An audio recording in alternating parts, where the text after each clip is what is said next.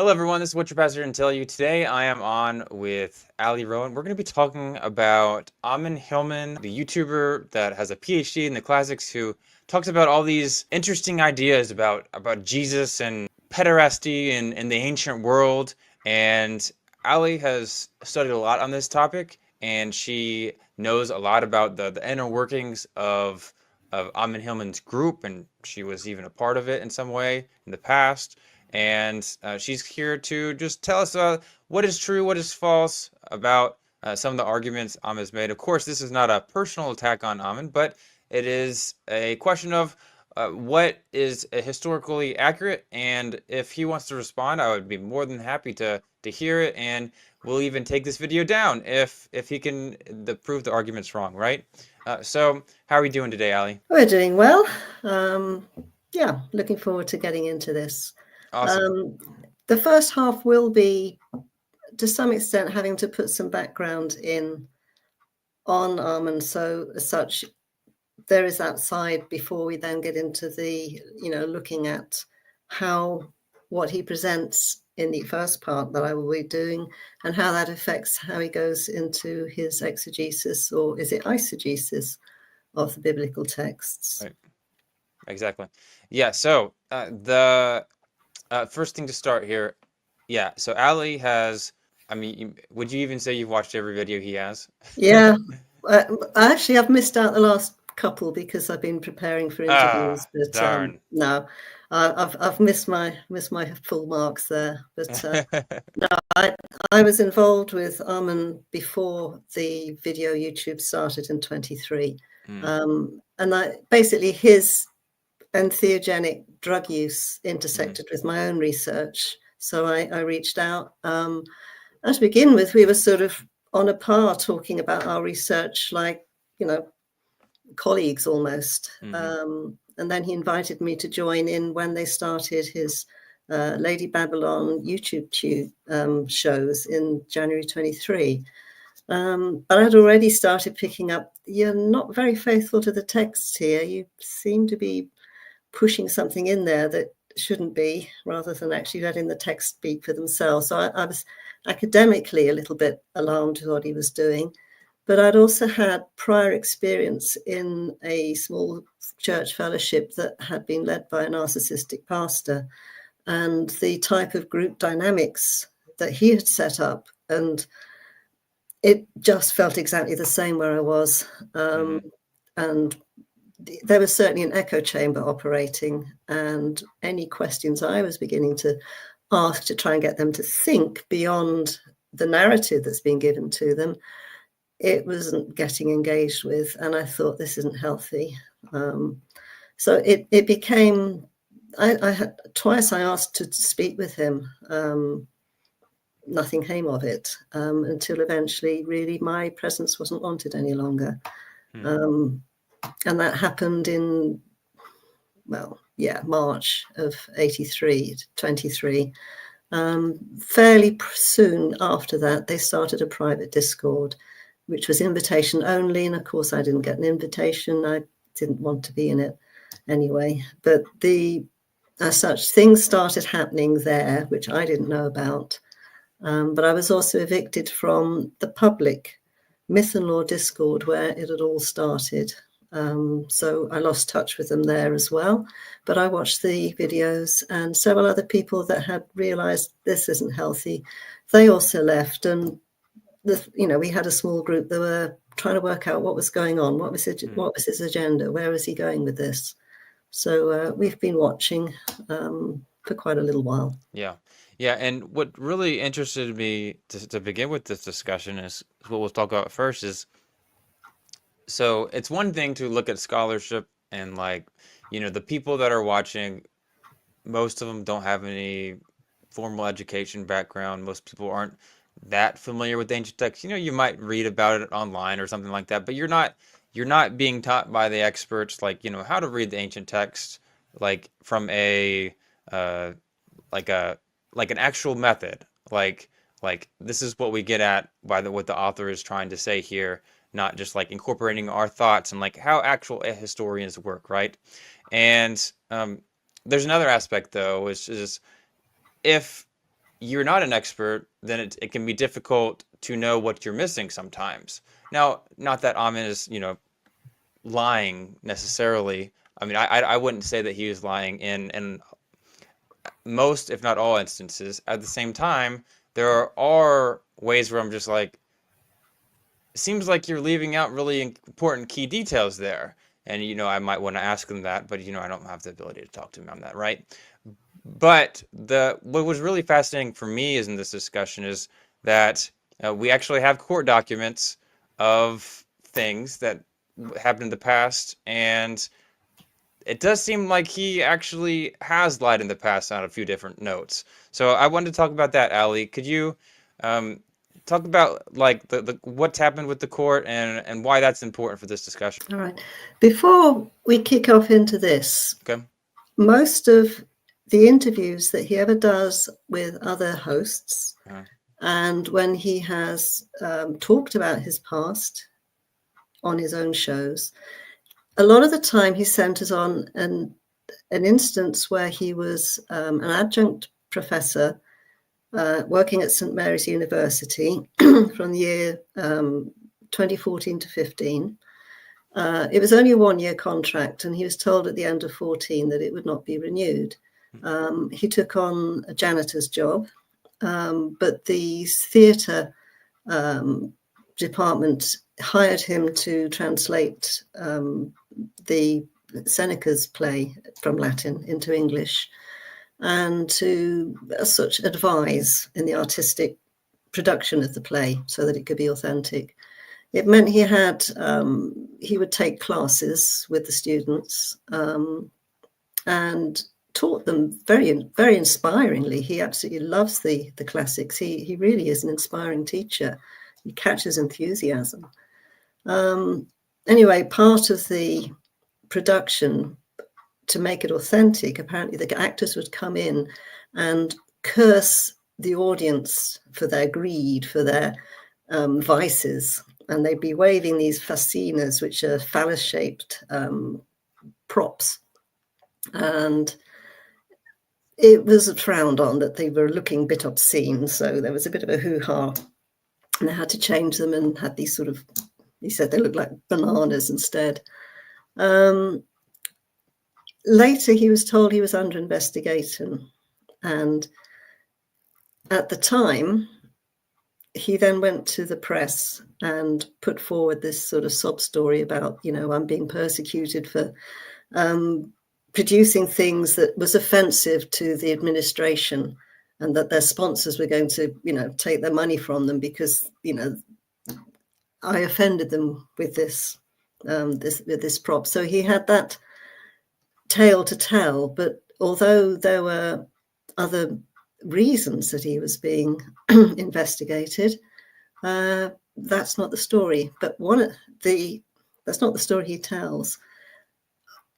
One of the stories that he does tell, which is one of the investigations, which is sort of quite, gives him a bit of an aura, is that he was being investigated by the Catholic Church for demon possession after some parents had complained from hearing what the girls were saying, that he had taken them through this initiation, and he was talking about opening portals and the transdimensional things, apomania and abacic mania, and all of the stuff that he teaches us now, I could very much imagine was also what he was teaching then. And some parents misconstrued it all and thought, oh, he's demon possessed. And the Catholic Church came in and tried to find some sort of reason for it, but they found no evidence. So that shuts that down. But the real reason we will find out with the court documents. Later, I hadn't finished. When he was at the end of that term, he was told that he was not going to be employed anymore by the university, and he was dismissed. And this was then taken up by Hillman 2 years later as a complaint against the university for unfair dismissal and professional defamation, because he'd not been able to get another teaching job since then. So he was up in arms about, you've slurred my name, and that's what he was trying to push with these court documents. This is what the court is about. It was him complaining and suing the university and the university defending themselves. So that's the background to it. So I can get going. All right. So, and I will say it here, Hillman brought a defamation suit against St. Mary's University for unfair dismissal and professional defamation. Now shown here is the summary and the conclusion of the hearing, which failed to uphold his claim since it failed in all 5 categories under which a claim could be successful. The primary reason for his dismissal is the truth, that he did sexually harass several students and broke their code of professional standards of conduct. And I suppose I can read it out as well. Regardless of the existence of a privilege to protect comments made in response to media inquiries, truth is a complete defense to a defamation claim. Despite his protestations to the contrary and his incessant attempt to shift the reason for his termination to free speech over play props, Hillman did sexually harass students and commit misconduct. Hillman admitted in writing that he stalked a St. Mary's student, scaring her. Hillman admitted in writing and during an investigative interview that he twice went to a student's dorm room. Hillman sent emails to a St. Mary's student asking about sexual lingerie. There is simply no credible basis for Hillman to now claim that he did not commit misconduct and did not sexually harass students. Therefore, truth is a complete defense to Hillman's claims against St. Mary's. And the conclusion is that Hillman brought defamation claims for statements made more than 2 years before he commenced suit, for statements of opinion rather than fact, for statements protected by investigative privilege, and for the true statements. Thus, his claims are time-barred or insufficient as a matter of law. Ultimately, Hillman was terminated because he sexually harassed students at St. Mary's, and the truth of his harassment precludes his defamation claims. St. Mary's and Sharon, he was the dean, asked for summary judgment. So that is the truth. He was dismissed, frankly, for being sexually inappropriate with some of the students and making an unsafe and insecure, hostile learning environment for them. All right. Now, do you want to move on to the next slide, please? But this is what he did during the time when he was still employed, and he went to the media. I won't read the whole thing, but I will read what is highlighted here. Hillman says he was the subject of vague sexual harassment claims, which he denies, but that the university was looking for any excuse to get rid of him after he ruffled administrative feathers by introducing phallic props into a play. So this is his story. And then later on, Hillman said he suspects that the administration in his case were probably more concerned about offending donors than the play's content in relation to the university mission. In that sense, he said, there are parallels between Medea's mediations on greed and his own situation. And that in itself is ironic, he said, because the popularity of his courses, some of which were oversubscribed, were helping the university. With my firing, he shot a message across the bow. Look how they've, I'm not sure what that says under there. Look how they've, you've lost it. Come back. It's all right. I'll just have to ad-lib. I'll read it. Look, this is what happens to people who stand up and insist upon speaking freely, he said. It's not academic at all.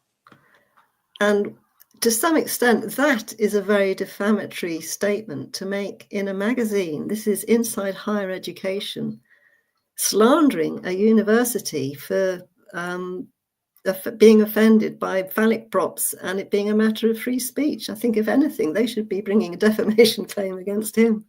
So that is one story that he likes to propagate, that he was fired because of that. And there's another story that he also likes to propagate, which should be in the next slide. You can play that one. where I was sitting at a conference table in a downtown building in Minneapolis with an attorney standing over me, yelling at me, "Are you the God Pan?" He just kept repeating it over and over again. I was looking at my attorney, and looking at him. Is this crazy? Is it happening? Objections. Oh, I had 8 hours of a grilling that implied that I was a Satanist and a worker of magic and an opener of portals. And no, you know what I am? I'm a reader of sources. That's what I am. And this stuff is disturbing. Yes. It's disturbing, but it's there. So what do you think about that? Well, it's true. The deposition did take 8 hours, but the actual questioning about the god Pan, if you want to put the next slide up, this is the total. You can see the highlighted one. That's the number of times Pan is mentioned in a short exchange that perhaps took a minute. And he has strung this whole, well, it's just untrue. He's creating a persona.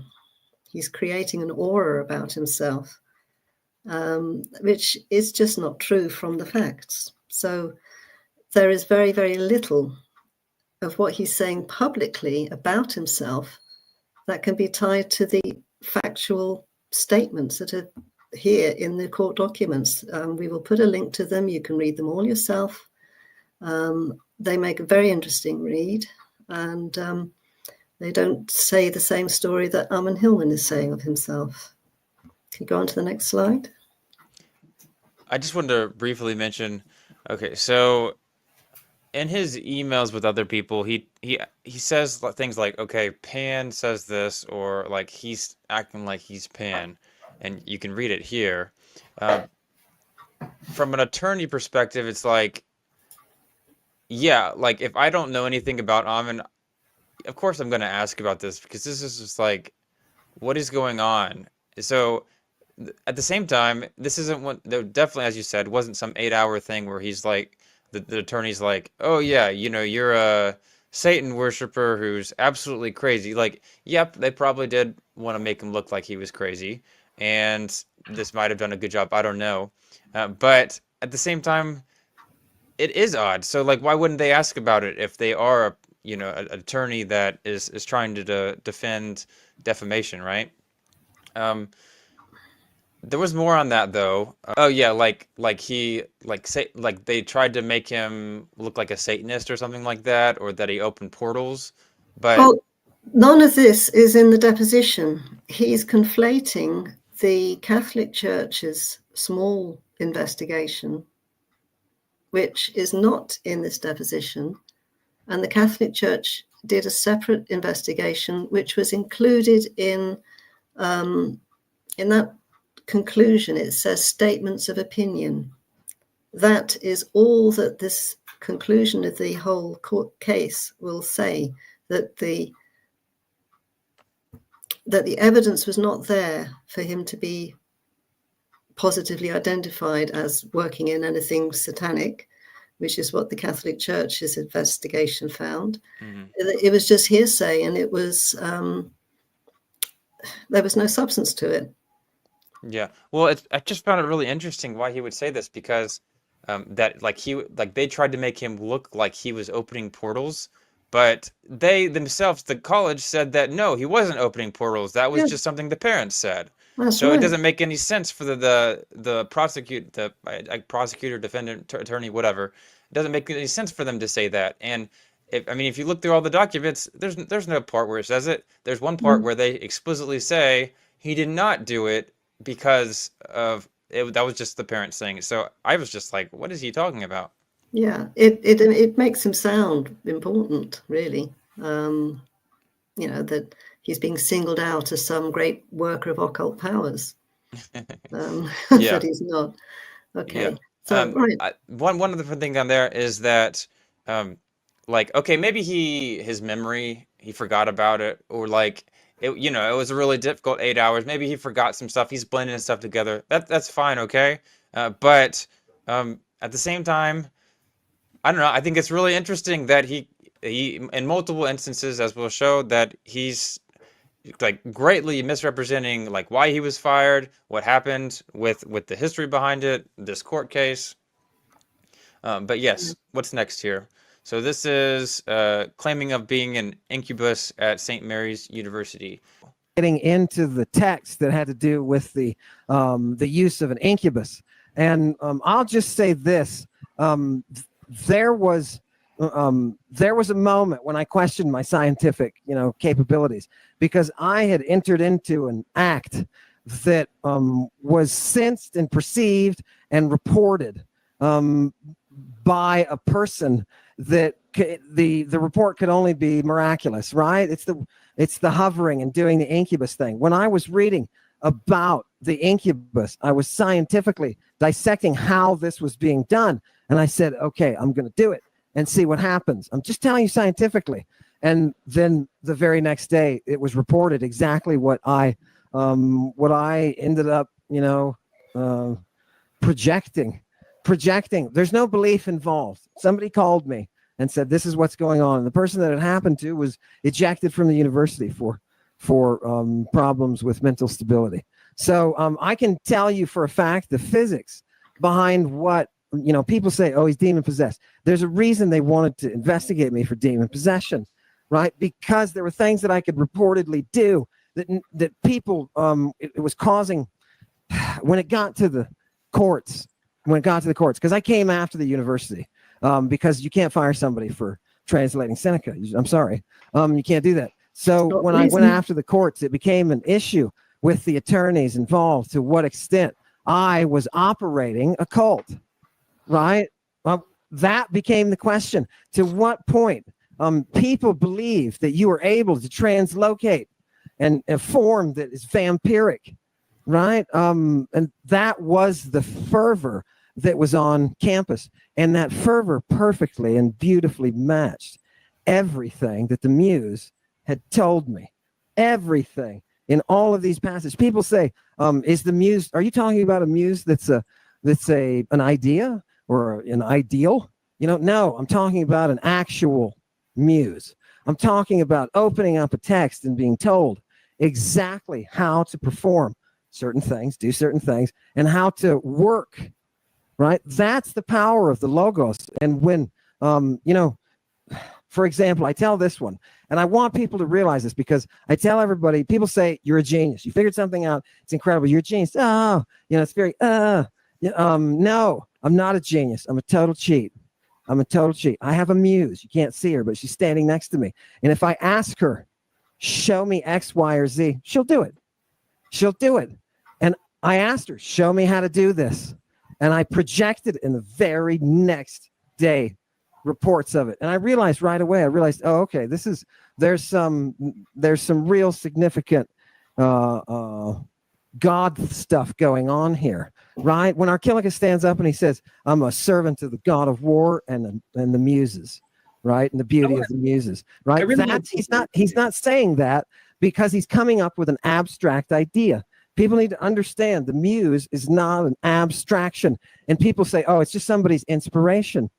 No, it is not. They didn't talk about that. It's not how they approached it.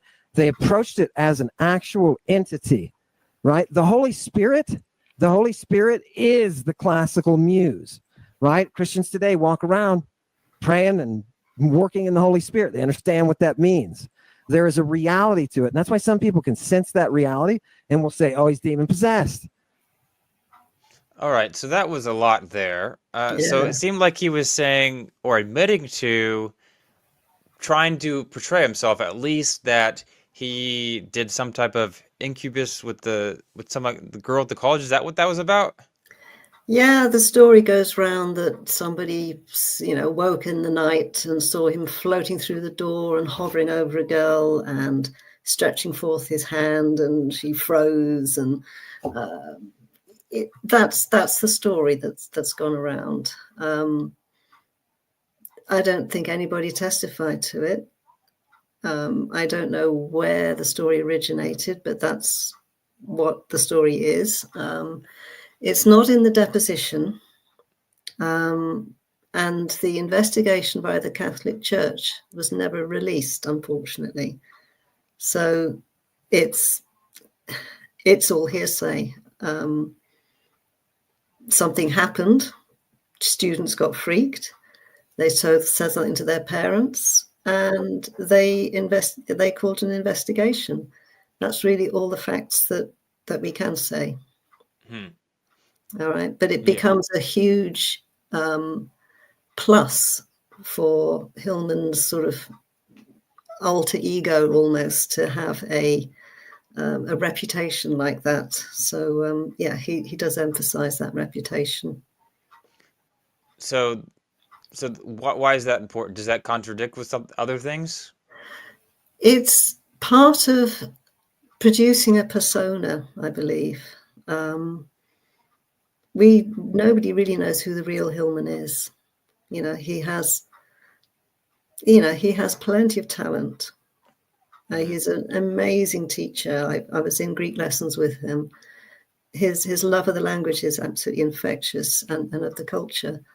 But there is something else at play where he wants to have almost like a revenge on the Christian church because of child sex abuse going through the ages, but also with the fascination of the ancient cultic mystery rites that he's read in these texts. And he's seen the possibility that from the Eleusinian mysteries, the death and resurrection rituals that they did there, that was drug-induced. And he's now seeing that in the scene where Jesus was arrested with the boy. And that one, I call it a boy because he said it so often. It's not. He's a young man. So the young man that is actually dressed in this white cloth, which then came off him when he ran away. So he was not naked when he was with Jesus. He was clothed or wrapped in a white cloth, which is quite likely after a baptism. There's a mikveh underneath the cave, which is Gethsemane. There's an oil press.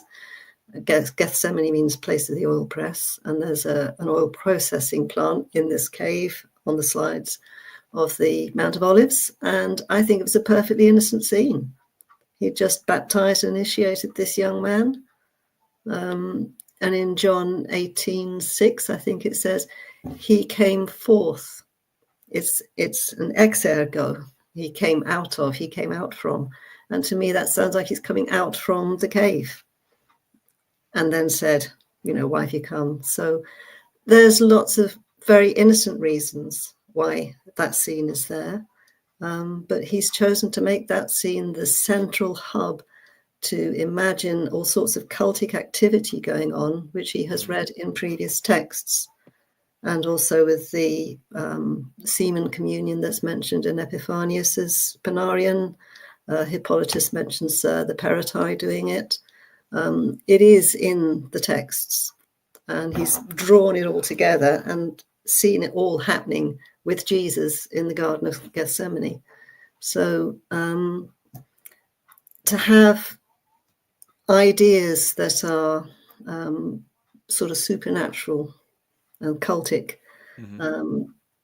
it feeds very well into him also being somebody that is working magic, that is in tune with the cultic, which is all about going from this into the unseen realm, which all the occult powers are aiming to do. So it helps the flow of the narrative and his what he's presenting to actually have this persona that he's a worker of occult. Yeah, and the whole young boy or son or kid or whatever man, I have a whole 2-hour video on that topic if you want to check in the description, where I quote from a number of different scholars and possibly talk about things that maybe should have been mentioned that Ammon coincidentally did not. But yeah, any thoughts? Okay, we'll move on, I think. Okay. That's the closest I ever got to the reality, was taking those students through those rites. That's it. You're right there in it. Isn't that what acting is for? They weren't supposed to get paid, right? This is the religion, bringing the God via possession. And there's some kind of serious power there, because just by the act of us doing that, the entire community around us erupted between two groups of people, those who watched it and loved it, and those who thought it was the end of the world coming up. All right. Now here, did you notice that he was denying that he was running a cult? But when you take the students through the initiation, that's what you're doing. You're initiating them into the cult. So to some extent, what he's now been doing in the Myth and Law Discord and the Lady Babylon, I think it was a dry run as well with the girls there. So that he would have been talking about portals and opening stuff and going through and into ionic life, all the stuff that he talks now. So I can imagine the parents would be alarmed and call in for the church to have an investigation. And when he says about the splitting of the two groups, he calls that a purging, where in the Bacchic mania, it makes people react in a way that's either positive or negative. And those who react negatively, he usually labels as people that are motivated by greed, and they don't want to have anything to do with it, and he doesn't want anything to do with them. Now, I didn't warm to him, not because I was offended, but because I couldn't see where his exegesis was coming from. It was just an academic disagreement, and it wasn't being addressed. But it wasn't that, oh dear, this is so shocking, I don't like what you're doing and I'm against this. There was nothing of that sort. So his purging of me, which he boasted about when he kicked me out of the Greek class, was for different reasons. It's basically I wasn't going to join the echo chamber. But this idea of purging does come up quite often in what he does. By the way, you have dirty, rotten sex demons in you. You do. You do. Everybody out there, I know you do. There's not a person that I'm pointing at who doesn't have sex demons. Yeah. Yeah.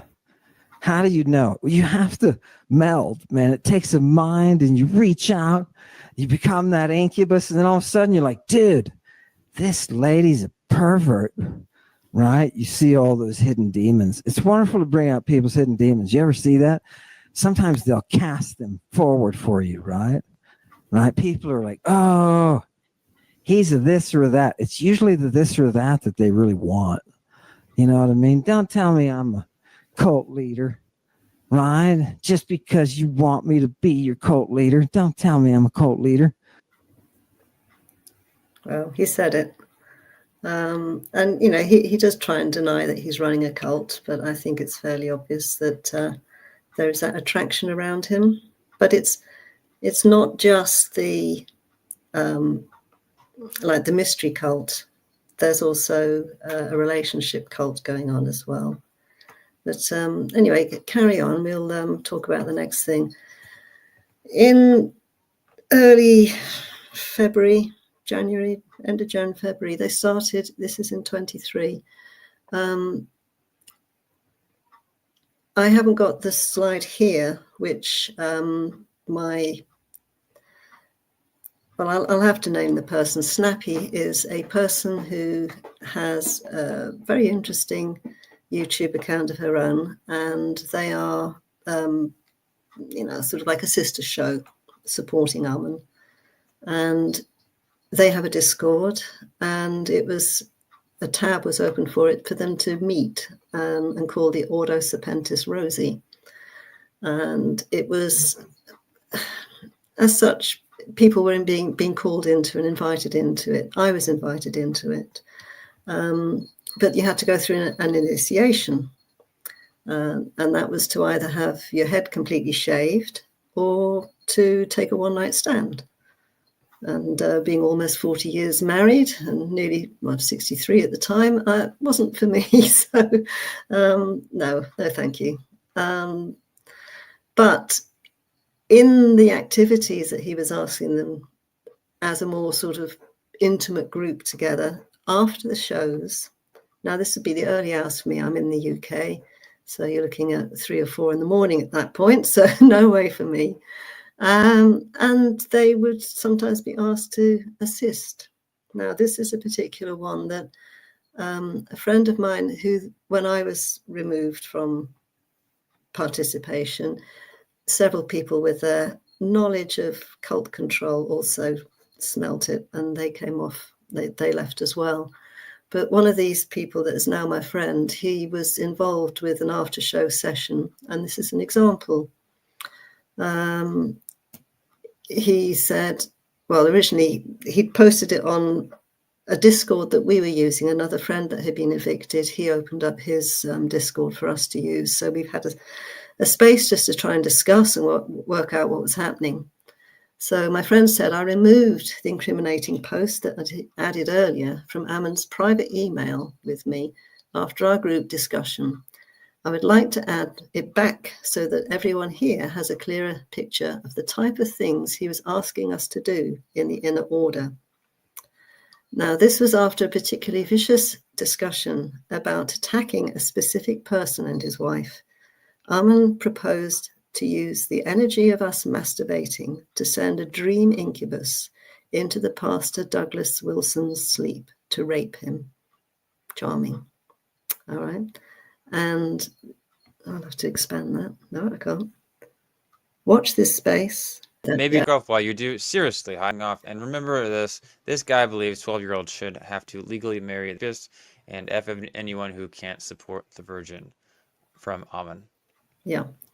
And he'd encouraged everybody to take whatever drug they like to use and concentrate on the picture here that somebody posted up there of Doug Wilson and his wife. And I think the particular vehemence he had is because of a very strict patriarchal teaching that Doug Wilson has, which is why he mentioned about if you've been raped, you still got to marry your rapist. I don't know if he does teach that, but that's what Ammon was saying, to stir up the hatred so that they had that energy when they were sort of helping him. So that's the sort of thing. All right. Now, it is not just I did mention this before. It is not just the occulty type things that make something a cult. You can have cult control dynamics in relationships happening in the workplace, happening in politics, happening in kosher churches. All right. And it is these particular dynamics here that are just set up. And I know that they're all happening in with Ammon's group. He has nobody that he gives account to. And as such, that makes him a tyrant. He has no other accountability. He is the sole authority within the group. And there's a hierarchical structure, of course, and there's circles of loyalty. Those who will trust anything he says and do anything he does. And they always vie for showing the loyalty. Now, we had that in the church, the abusive church that I was in. There's one of 2 or 3 very devoted single ladies that just loved vying for the most attention they could get from the pastor. And they did their best to make everything happen and happen smoothly. They were enablers for this pastor. And the rest of everybody else just had to reflect back to the pastor what he was giving to them, amening him and just being in agreement, which again we see in Ammon's cult. But he also had an image. This person decided he was, like Moses going up the mountain to get God's word for us. Ammon has his muse that instructs him. But also with the image that is created, you have to protect it. And he was very good at silencing voices that criticized. And they were the ripples in the pond, disturbing this beautiful reflection coming back. And you have to smooth the pond over again by removing the disturbance. For us in our church, it was a very painful exit. With Ammon, it's a bit quicker. You know, get out my dojo, you know, leave immediately. So, you know, I had that. But afterwards, which I didn't understand at the time, but he used the expression to the group, you know, forgive me for or apologies for the purge, he called it. All right. And this is what he means. People that will not accept him have to be purged. And then he said, I have no boss. I can do whatever I want, which should put a huge red flag for anybody. And he could do whatever he wanted because there was nobody to give account to. And the aftermath for us in our church was shunning, silence. We try to reach out, but we'd been isolated off from them and slandered enough for them to be suspicious and not want to reach out. And I found exactly the same has happened in Ammon's cult as well.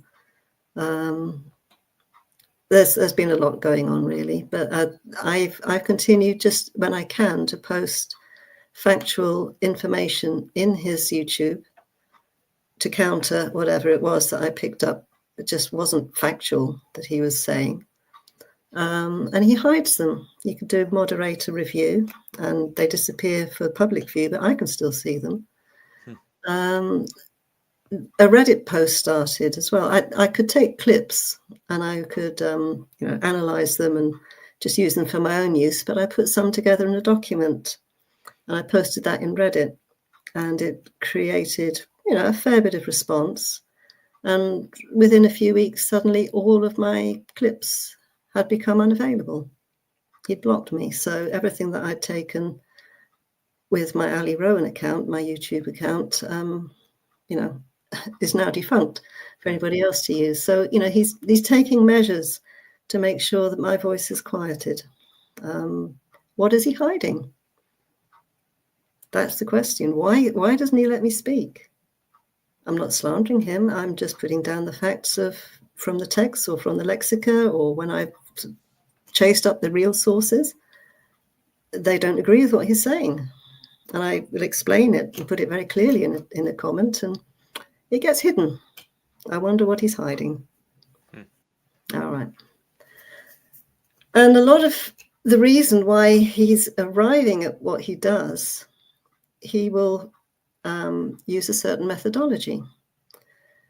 And it's not a methodology that really should be used because it won't produce a valid translation.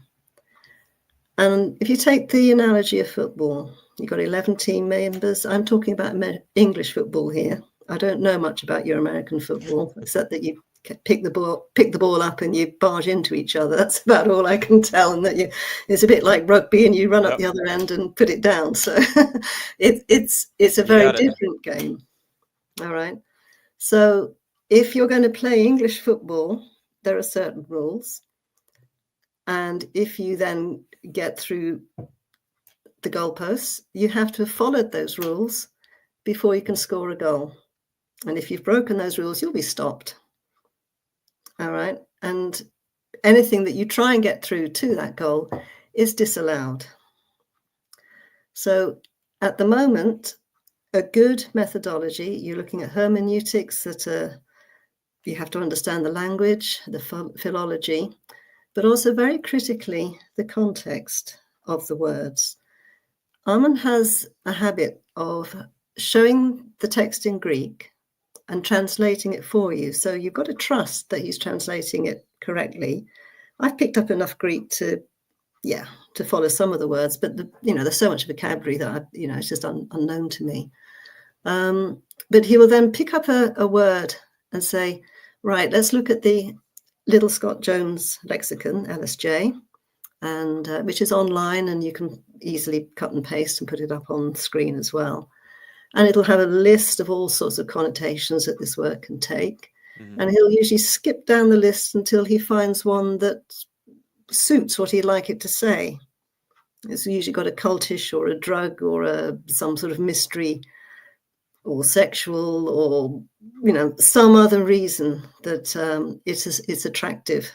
So he will take that connotation and tell you that's what it means. But it's not what it should mean in the context. And we've got some illustration here. If you'd like to do the next few slides, please.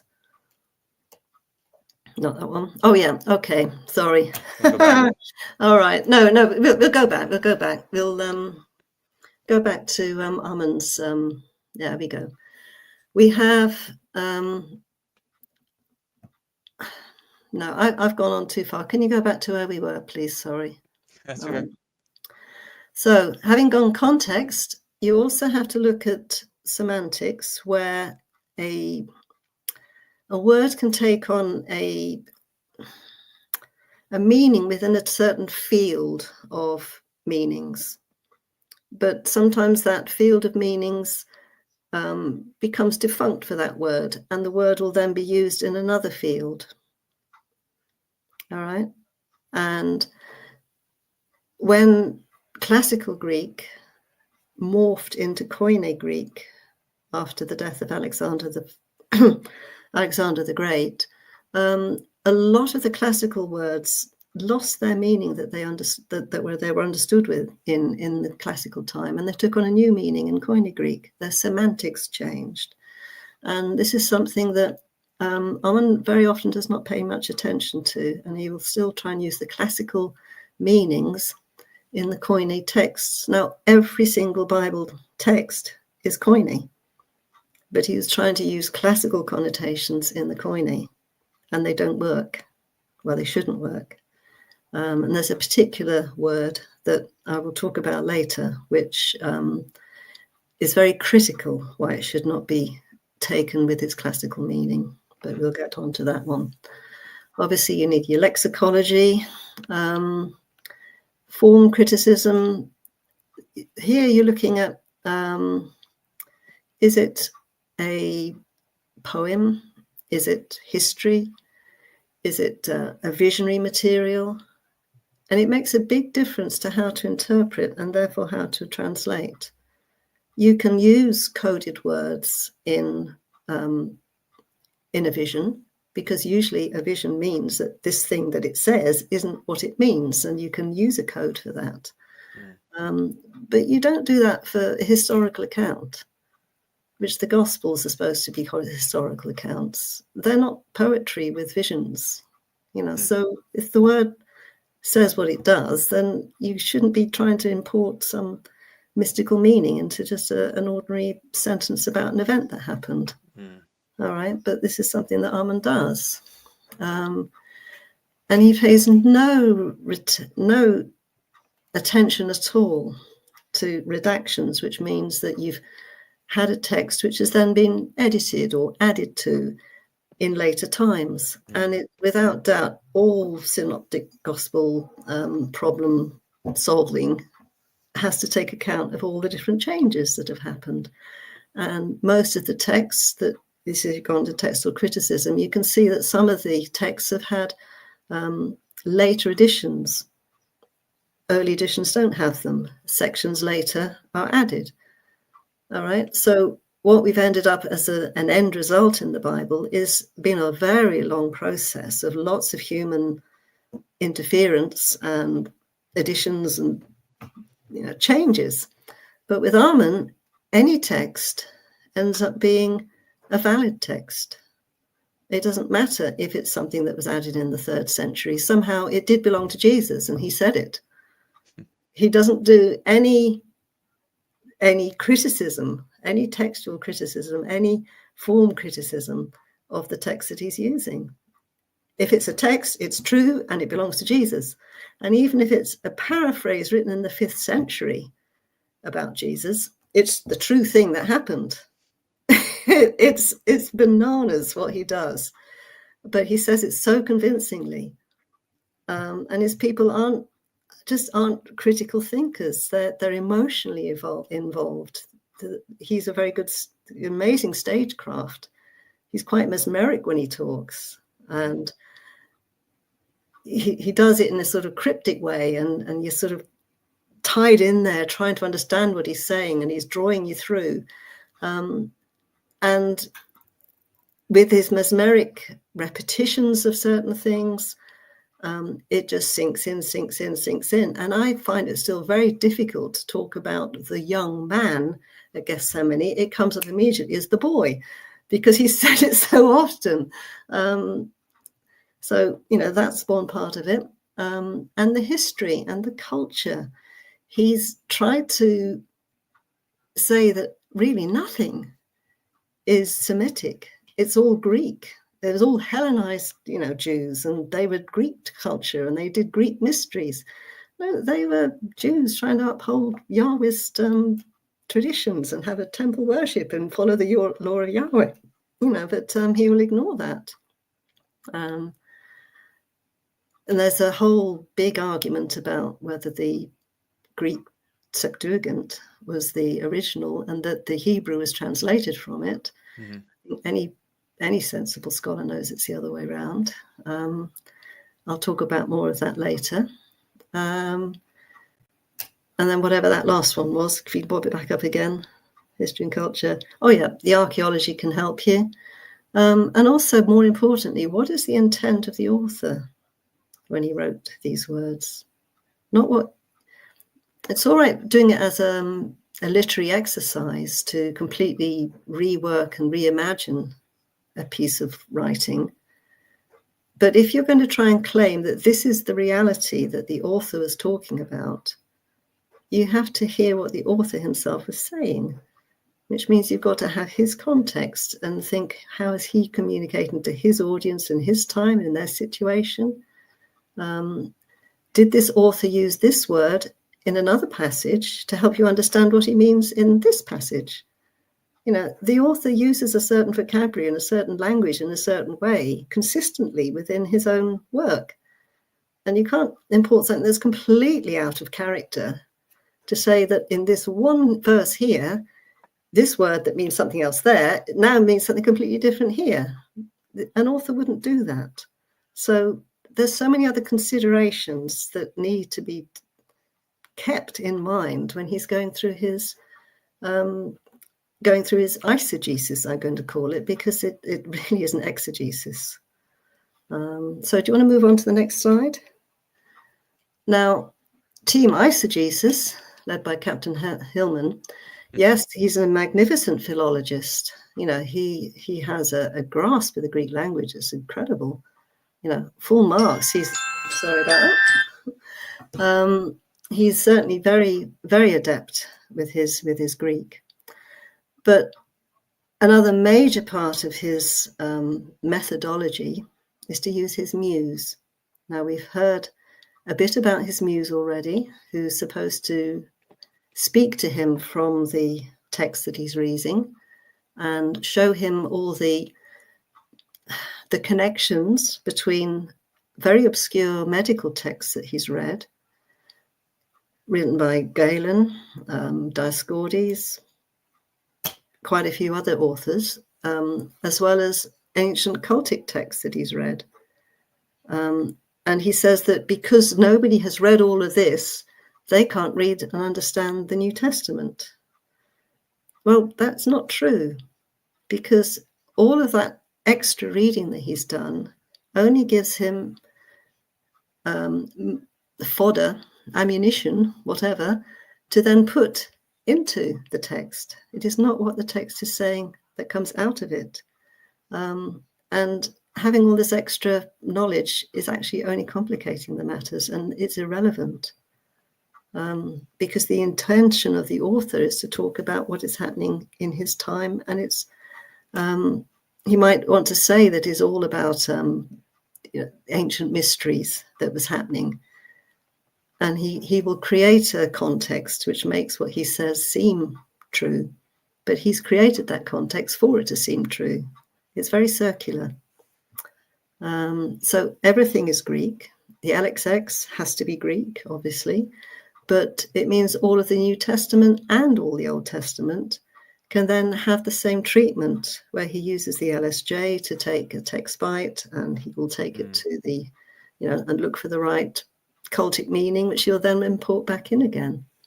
Whoops, what's happened there? Pop down. And he finds that virtually any ancient text relates to this ancient Bronze Age mystery in the Bible. He's redone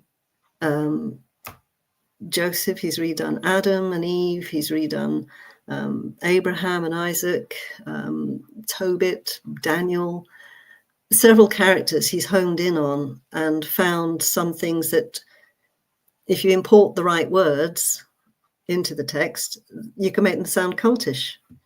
But again, he's importing words in. They aren't there. And part of his methodology is to repeat and give you graphic images, lots of them, to establish in your mind what he's saying is true. As part of his methodology, it's in his presentation. And he uses Teddy Bassist music, which is sort of like a rap. Again, a repetition. There's that sort of rhythm to it. It sort of helps go into your brain. It is brainwashing. And another method that he uses is to just claim that he's being an honest, pure motived scholar that just brings them the sources, and you can trust me. I have no agenda. I'm not trying to make money out of you. I'm not monetized. I'm not here to fleece you, or I'm not grifting. It's a bit of a straw man, really, because we're having to trust him to translate these texts to us, but it's more of an interpretation of the text to us. It doesn't mean it's an honest translation. I know he's saying the words and he'll find connotations from the LSJ to put in there, but it may not actually have been what the author intended. And when scholars do make some comeback, I have not yet heard him academically meet those scholars on their field and refute what they've said. All I've heard him is mock them. And I didn't actually pick a clip up, I meant to, of him mocking a very, very good takedown by Joel Corricto of his LSJ first agenda. And all Ammon could do was laugh about these, these Septuagint scholars, like, they've stopped teaching and now they're and he just sort of pretended to be sick. That's all he could do in response to an absolutely excellent takedown of his rather bananas agenda to make the LXX the original Greek, the original Hebrew Testament. So that's his team Isogesis. And then we've got referees as well, the referee and the linesman. Okay. Just for some clarity, though. Yeah, so Dr. Joel Koretko on my channel, he comes on the channel. He's like, this is his field. This is his expertise, is the Greek Septuagint. All right. Did the Hebrew Bible or the Greek Septuagint come first? All right. And he presents all of these arguments held by all these different scholars in the world. And Ammon makes absolutely no attempt to address any of the points. Either he doesn't care or he's afraid or what, I don't know. But yeah, it's like, why not just adjust the arguments? If you're so confident, you should be able to address the arguments pretty easily, right? But he didn't want to do that, clearly. No, he only has two justifications for saying the LXX was first. One is an absolutely straw man argument that the Greek has, I remember, about 1.5 million of, if you took every single form, every participle of any verb or whatever, you got about 1.5 million words in Greek, but I think the root words is quite a few less, about 600,000-700,000. And that Hebrew is a different type of language and doesn't need that many words to make itself understood. So there's about 7,000 to 8,000 only. And because of the difference in the vocabulary size, Ammon somehow says that that means the Greek was written first. Pardon? You could take an ancient Sanskrit script, maybe, and translate it into Greek. Greek is far more complicated, but it doesn't mean that the Greek was written first, does it? It's just bananas. Yeah, there's absolutely no foundation to make that claim that proves that it was written first. It doesn't. Mm-hmm. All it gives is actually more vocabulary to choose the right word to accurately portray what the Hebrew was saying. And in theory, if the Hebrew hasn't got the technicality that the Greek has, you might have a very technical Greek word, it would mean you'd need a string of Hebrew words to try and unpack it. So you should have an awful lot more Hebrew words to meet every technical Greek word, to give it the right feeling. But no, it's virtually a word for word equivalent. If you do the word count, it's fairly equivalent. That's because the Greek has a big vocabulary to find the right one to meet the original Hebrew that's there. And there's so many other arguments, all the Hebraisms, the chiasms, the fact that the names in Hebrew only mean a phrase in Hebrew. They don't mean a phrase in Greek. You name it. There's so many other arguments. And plus the existence of Hebrew script, the Siloam script inscription, with Hezekiah. There was a presence of Hebrews in Israel in the 6th century. That's without doubt. But, Ammon somehow says that there wasn't any even religion. No Hebrews around, nothing happened until some immigrants from Cyprus came and they wanted to legitimize themselves and created a religion and created Yahweh in the 3rd century as well, apparently. It's crazy. Anyway. It is wild. Yeah. So the referee is truth, and he'll blow his whistle well and hard when there's a foul going on. And extra you can do is cross-referencing. Certainly with the Bible, it's very useful to have several accounts, so that if you've got an account and a word that's in an account in one gospel, you can see how the other gospels have explained it. All right, not there yet. Oh, yes, spoiling it. All right. Sorry. Okay. And of course, you've got the author's own style and vocabulary. I've already talked about that, really. And you can also have anachronism of theological thought, because Ammon will now start going in the Christian apocryphal texts, where he's trying to claim that these are actually written at the time that, Jesus is featured in them, so they happened with Jesus. But sometimes the theological thought that is there in it just doesn't fit for this very Jewish Jesus that was around at the time. It just doesn't fit. There's whole anachronisms everywhere. Yeah. So basically what you're saying is, like, just because one text has this one idea in it doesn't mean this entirely other text is talking about the same thing, even if it uses a similar word or phrase. That's right. Yeah. So we have this football game. It's English football on a soccer pitch. But Ammon comes along to play American football, and he picks up the ball and barges all the English players out of the way, with the linesmen blowing their whistle, and putting their flags up, and the referee blowing whistles. And he charges through using his methodology and does a touchdown between the two goalposts and claims this is the translation. But he's violated everything on the way, and what he's ended up with is disallowed. It is not a goal.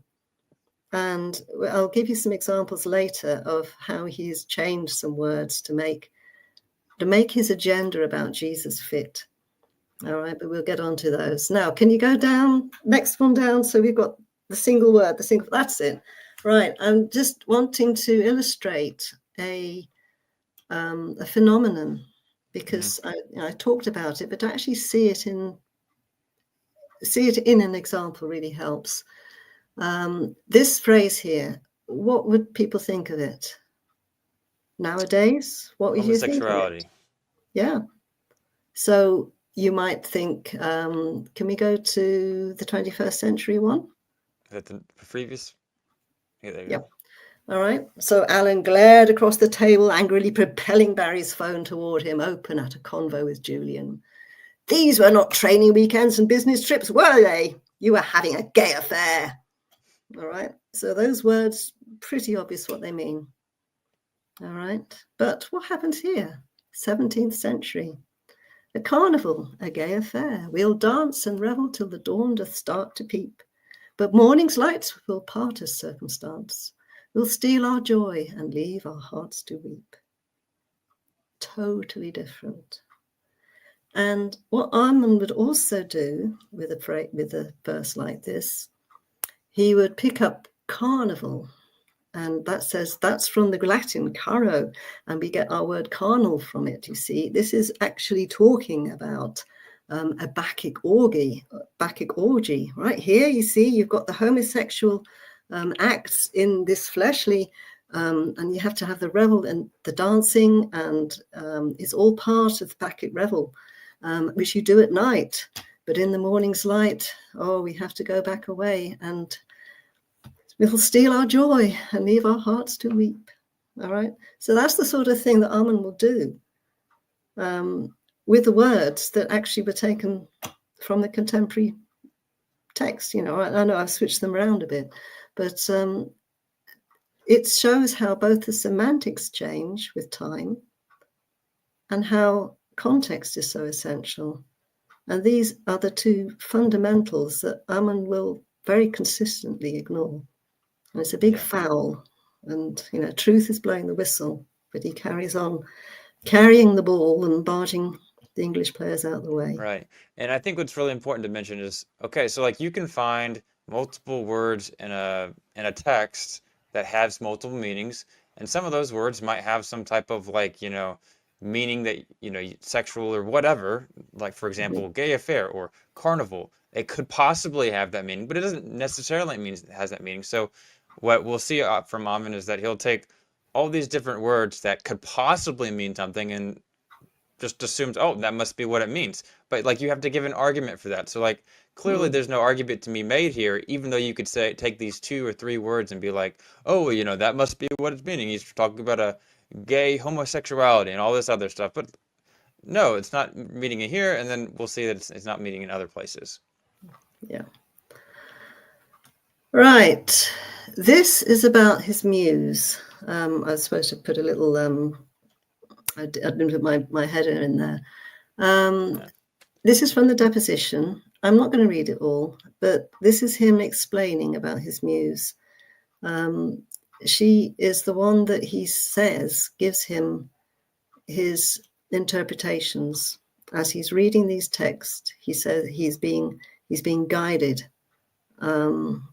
And he says he's duty bound to follow his muses.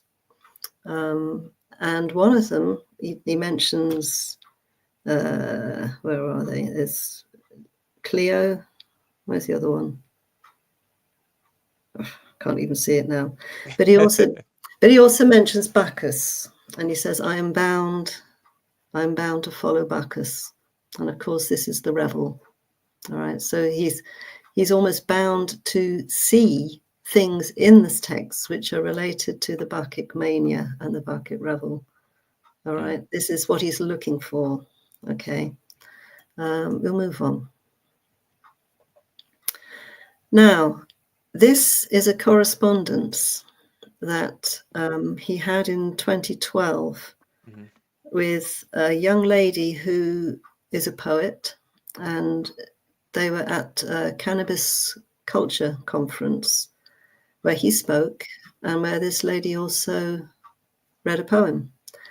And Ammon was apparently quite captivated by her. And in the end, he asked her, he went to the lounge and they both had a cut of cannabis together. Same amount, same batch. And Ammon was trying to persuade her to help him write a play. He wanted her to be the playwright. He had the idea. He knew that she had a sense of poetry about her. And to some extent, he was a bit insistent. She was a bit uncomfortable. But he said that apparently it was quite a strong cut of cannabis, and he was pretty far gone almost. And he said, look, I've got to get back to my hotel. I've forgotten the way. Could you walk me home, please? Which was his excuse to carry on talking with her. All right. Now, there's one or two little things here I want to pick out, which I've highlighted. He hallucinated all sorts of things there. I don't know if you can pick up some of these, maybe from the third paragraph down, certainly the fourth paragraph. He's talking. Ones?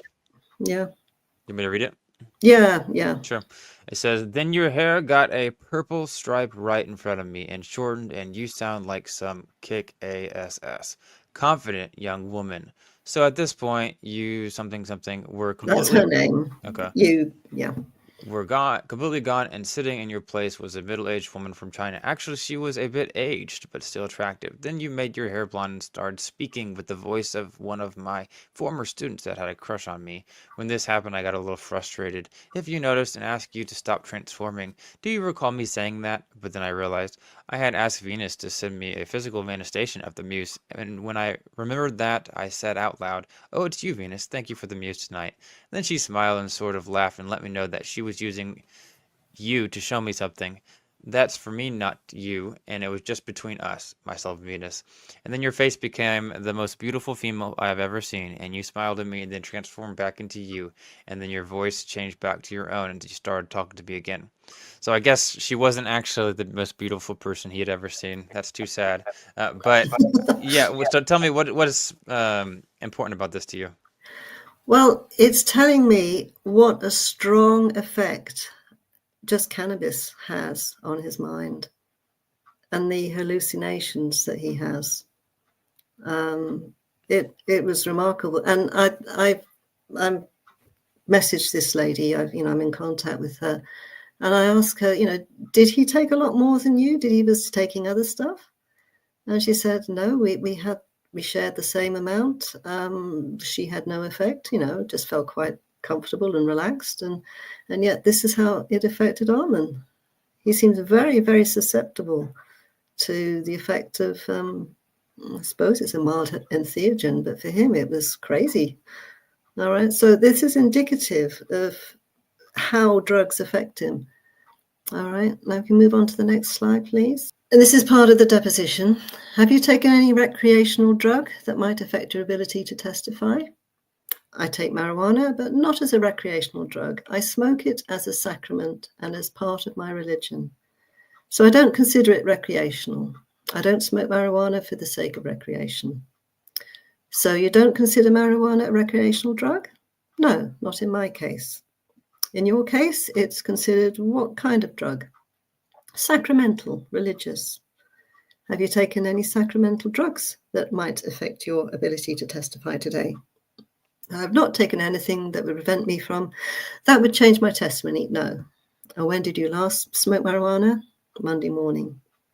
Okay, so it seemed pretty regular. He was having his marijuana. Okay, now can you do the first one up there, please? The video? Yeah, first video. Nation or dealing with the real world in honest and grounded ways, even when claiming to be doing deep emotional work via powerful altered states. This type of spiritual bypass can also manifest as a psychedelic-fueled denial of science and insistence on supernatural or paranormal claims believed in by the kind of confident knowingness now described in neuroscience as the certainty bias, driven by the dopaminergic circuits activated when on drugs, being in love, bombed by a cult, falling in love, or being indoctrinated into new beliefs. It wasn't until I found a legitimate therapist in his 50s with a lot of psychedelic experience and knowledge that I could begin the process of interpreting, integrating, and indeed recovering from how I used psychedelics as a form of escapist spiritual bypass and experience chasing, that my life actually did start to get better. And I started to deal with the real world in more grounded and, yes, eventually rational ways. Now, I know that under the right conditions and with the right guidance and correct dosage, psychedelics can be incredibly beneficial and helpful, but they have to be approached with respect and appropriate caution. They are rocket fuel for the mind, and under less careful conditions can indeed amplify and fan the flames of grandiose delusions, spiritual bypass, messianic grand narratives, and inflated dogmatic certainty and self-importance. Interestingly, studies show that people who are more likely to believe in conspiracy theories have brains that tend to produce more dopamine. Think about the level of focused obsession with connecting the dots we see amongst conspiritualists. This is related to our capacity for pattern recognition, an ability that evolved because of its great survival value in terms of navigating the natural world. It helped us to see camouflaged predators, or understand the behavior of our prey, predict basic weather patterns, and even make sense of the seasonal cycles. We saw patterns. As an aside, seeing patterns could also lead to, say, tearing the beating hearts out of virgin sacrifices atop pyramids as an offering to the sun god in exchange for good harvests and victory over our enemies. So, this skill can be overactive and see patterns that are not there. Rational people usually think of that type of pattern recognition as superstition, but give a rational, skeptical atheist L-DOPA under laboratory conditions, and they will perceive patterns more frequently than they normally would, even when there's no pattern there. Because recognizing and learning from patterns is linked in a very ancient way to emotions and instincts around literally living or dying, there's a convincing shot of dopamine that we get when we believe we see an important pattern. And that strengthens pathways in turn associated with learning new information or skills. There can also be a potent, fearful resistance to believing we could be wrong about this new insight because of its connection historically to survival. That's fascinating. Yes, it is. And he did mention that when you're on a psychedelic or a psychotropic or an entheogen, you are releasing L-DOPA. All right. And everybody knows it. When you're reading something, you think, it's clicked. You get that rush. Mm-hmm. Yeah. You think that's a connection. All right. And I believe this is what's happening with Ammon. He's reading a text, but his mind also knows a Greek medical text that has that word, and he makes the connection. So for him, it's completely logical. I don't think it's anything malicious or deliberate, but the connection is made. And because there's that rush with it, it feels like the muse is telling him, this is what it means. All right. Now, that's a hypothetical. I may be wrong with that, but I've tried to puzzle through, what it is that drives him to be so certain about what the muse shows him, as if that's sacrosanct, it can't be touched. And I think those videos there might explain something of the drive and the certainty that he comes across with. He's absolutely convinced of what he's saying, and that comes through. And I think that's founded in this this experience he has when he's reading the text. He talks about the muse talking with him. And I think for him it is very, very real. Mm-hmm. But is it the reality? Looking at the methodology, it's grabbing the ball and running with it and barging everything else out the way. It's not a methodology that is going to give you some valid results and actually score a goal. So we'll move on to next slide, please. Something I did find interesting was that in that deposition, he seemed to say that if he was on marijuana at the time, that it might affect his answers or his ability to talk truthfully. But then he's also on other drugs or marijuana in other situations a lot and talks about it all the time. And I guess seems to think that it doesn't affect his scholarship in any way. I just find that fascinating. I don't know if he's actually on other drugs. He knows medically what other drugs do. Certainly all the ancient herbal drugs. So I don't think he's taking anything else. I haven't heard any other than marijuana, you mean? No, I don't think so. It's what the ancient called asterion, and he often calls about the STR root. All right, and asterion, aster, star. It's the cannabis-shaped leaves. Yeah, the star. So that's one of the Orphic Vox words. All right. Now I didn't pick up the Orphic Vox in his own his own team. I jumped that one, unfortunately. But the Orphic Vox is actually very, very important to Ammon. But I don't think it applies. The Orphic Vox was discerned by a German scholar, Otto Kern. He did a lot of work on the fragments. There's, a lot of tiny little fragments of Orphic hymnology and other things that are bits of Orphic hymnology that have been quoted by other people. So he's trying to put together the theogonies and the cosmogonies and the anthropogonies of the Orphics from all these different, different fragments. And in them, there appear to be like drug terms as well, like asterion, the star, can mean cannabis, and ambrosia means something else, and this means opium, and so it was sort of like street names, all right, which were then woven into the Orphic fragments. This is what Otto Kern has suggested, and Ammon uses this technique. He used it in the Chemical Muse, and very effectively. I think there's a lot. It has a lot of mileage, certainly. In that type of literature, you're looking at mythology, you're looking at hymnology, worship of the gods. You're looking at a mythical past, and it's perfectly all right to use the Orphic Vox there. And I know that Ammon has tried to use, and I don't think legitimately, but it's as an academic exercise, you can look at the words in the Apocalypse, which is a visionary thing, and you could say it means other things, which obviously it does, but he has mapped into it from the Orphic Vox drug terms. You see, so the trochis, the seals on the scroll, it just means a round disc, all right? And it's a round disc of wax, and it's a seal. But a round disc can also be a medicinal pellet, like a suppository, actually, this one, and you break the seal by inserting it. So the 7 seals become 7 drugs because of the word trochis, all right? And that word trochis is also, as a wheel shape, it's used in Ezekiel with his vision of the wheels. So you've got Ezekiel on drugs, which allow you to see the visions. All right. You can see how it all connects. This is the thing. It seems to connect. But is it actually a foul, or is it a goal? Right.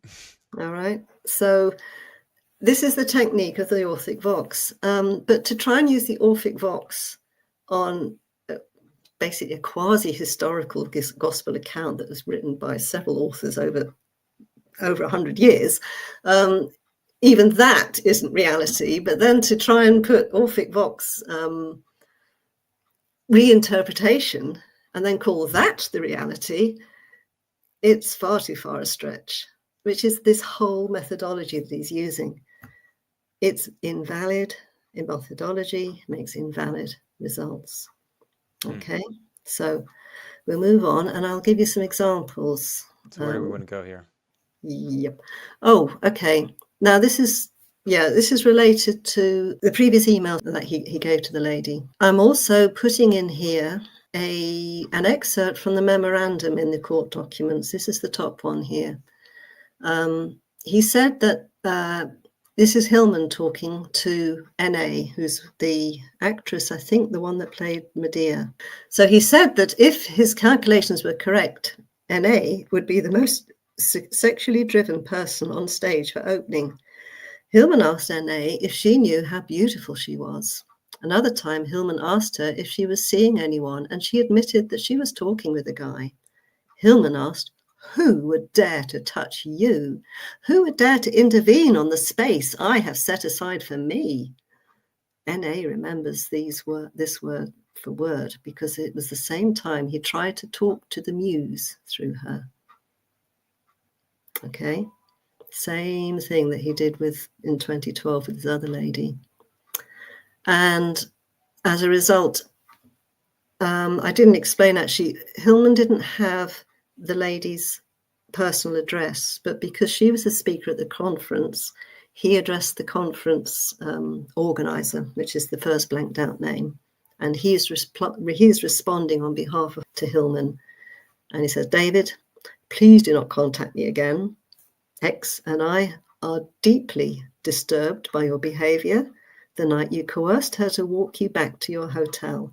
Apparently you told her that you didn't know the way and couldn't get there by yourself, when we both know you could have just hopped in a cab at any time. Neither of us want anything to do with you now or in the future. Do not reply, do not apologize. You've upset us enough already. And that's signed by the other person. Hillman had no idea of his actions. And the comment from the memorandum, the summary here, is, we are quite certain Hillman's claims against the institution represent a lack of his ownership of inappropriate actions. We take employee misconduct and sexual harassment claims very seriously. When claims against an employee are made at St. Mary's, they are investigated and acted upon. Alex Morey also published these quotes in his Fire article. That's another article I didn't quote here, attributing them to Stacia Vogel. Hillman says that they are false because his actions were not inappropriate and he did not commit sexual harassment. I don't think he's telling the truth there somehow. But I just wanted to highlight, there's sort of like an insensitivity to his effects on other people, which is sad. I don't think he's deliberately hurting people. I think he's just unaware of it, and then he doesn't know how to make amends and make it right. So, that's just a bit worrying. It is a text that shows you reaching up to my shelf to take a book, asking the muse, show me. It's not me, it's her. She found the most perfect text. It is a text that shows you Jesus was a pirate. I've been telling you, Jesus was a pirate, a child trafficker. That's what I mean when I say pirate, right? A child sex trafficker. Jesus Christ was a child sex trafficker who used drugs in the process of creating trafficable children. And I told you that. And everybody looks at me and, and it's only because she showed me. Right? Well, guess what we've got tonight? Guess what she showed me again? We have a text. And in it, I'm going to show you. Right now, I'm going to show you Jesus Christ selling his apostles. All right.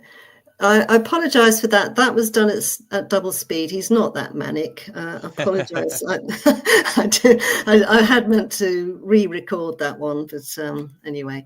And the text that he's so delighted about is the Acts of Thomas, which he then claims is actually back down in the 1st century. It's a late 2nd century novel, really. Yep. It's their Marvel magazine.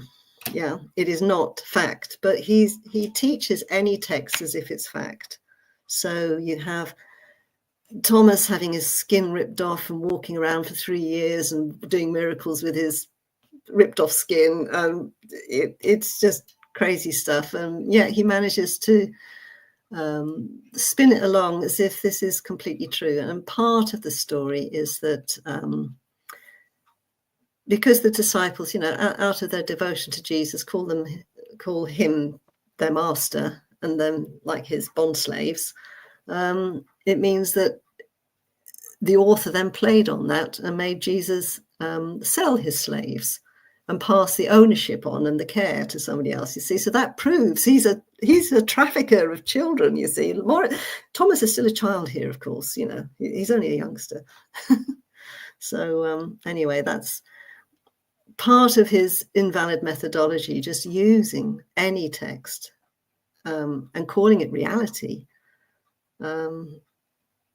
It just beggars belief that it's taken seriously, but that's how it is. So anyway, the next one, please. But you see, he used it because the muse showed him. And if the muse showed him, it has to be true. This is the thing. This is the muse doing it for him. Right. So if the muse is talking to him or reading or showing him whatever, then he has no reason to doubt it. He's not going to second guess it, right? Because it's the No, muse. that's right. You can't violate what the muse tells you. All Wow. right. Right. Well, So that explains so much. yeah. So carry on. We'll do the next one. I take these gems from the muse. I take these gems from the muse. And a dude, she brought me Julius Africanus. He's an ancient dude. He's writing to Origen, very famous Christian. And what are they writing about? They're writing about this, exactly what I'm talking about. The Hebrew is a forgery. The original is Greek. That's not my idea. It's something right out of antiquity. And why is it even a concern at this time? Because this is when the forgery is taking place. This is when they're trying to pass off a false history. And who is doing it? Zealous monists, just like the followers of Akhenaten, just like the followers of Jesus. Now, he quotes Africanus.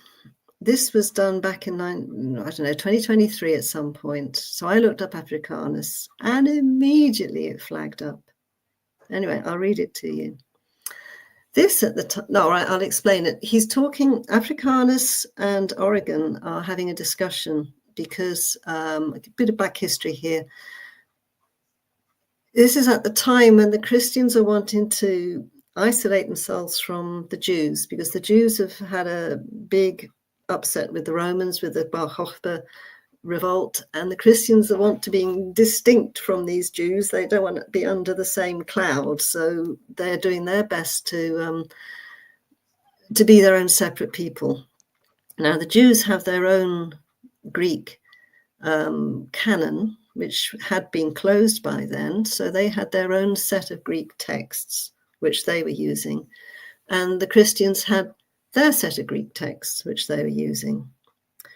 And they were finding, there was a lot of arguments going between them, and Origen wanted to make sure that he could justify their selection of texts. Now, the Jews who know their own language immediately picked up an anomaly in the history of Susanna, which is one of the apocryphal books that's now in the Protestant Bible. Well, it was in the Catholic Bible, but it is apocryphal now in the Protestant one, because it was fairly obviously not an original Hebrew. And this is what Africanus says to Origen, why they've got it, why the church has got it, but why the Jews missed it out. So this, at that time, as we meet, I accepted as genuine. This is Africanus talking to Origen, yeah. Now, however, I cannot understand how it escaped you that this part of the book, that's the book of Daniel, is spurious. For in truth, this section is plainly a more modern forgery. For not satisfied with rebuking them through the Spirit, he, that's Daniel, placed them apart and asked them severally where they saw her, Susanna, committing adultery. And when the one said, under a holm tree, which is a prenos, he answered that the angel would saw him asunder, which is presane. And in a similar fashion menaced the other, who said, under a mastix tree, skinos, with being rent asunder, skistenai. Now in Greek, it happens that holm tree and saw asunder and rend and mastix tree sound alike, but in Hebrew, they are completely different. But all the books of the Old Testament have been translated from Hebrew into Greek. This is what Africanus said. There it is, black and white. What's the forgery? Only the history of Susanna, not the whole Hebrew Bible. But he also plainly says that it was translated from Hebrew into Greek. So Ammon wants to say that Africanus was saying it's Greek to Hebrew. Yep. That's wild. I know. But this is the connection he saw when he was under his influence and believed the muse showed him it. And he can't let the muse be wrong. So he has to maintain this, even though it's totally untrue.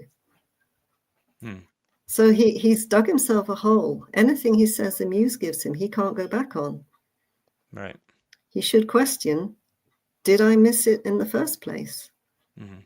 Was that the muse talking to me, or was that me just making connections and feeling emotional about it? Because I was looking for that, and it seemed like it was right. Right. So that's a question. I think he should question his methodology. I think everybody should question his methodology. Well, I'm a big fan of everybody questioning everybody's methodology. Yes, But in this question mine, specific, please.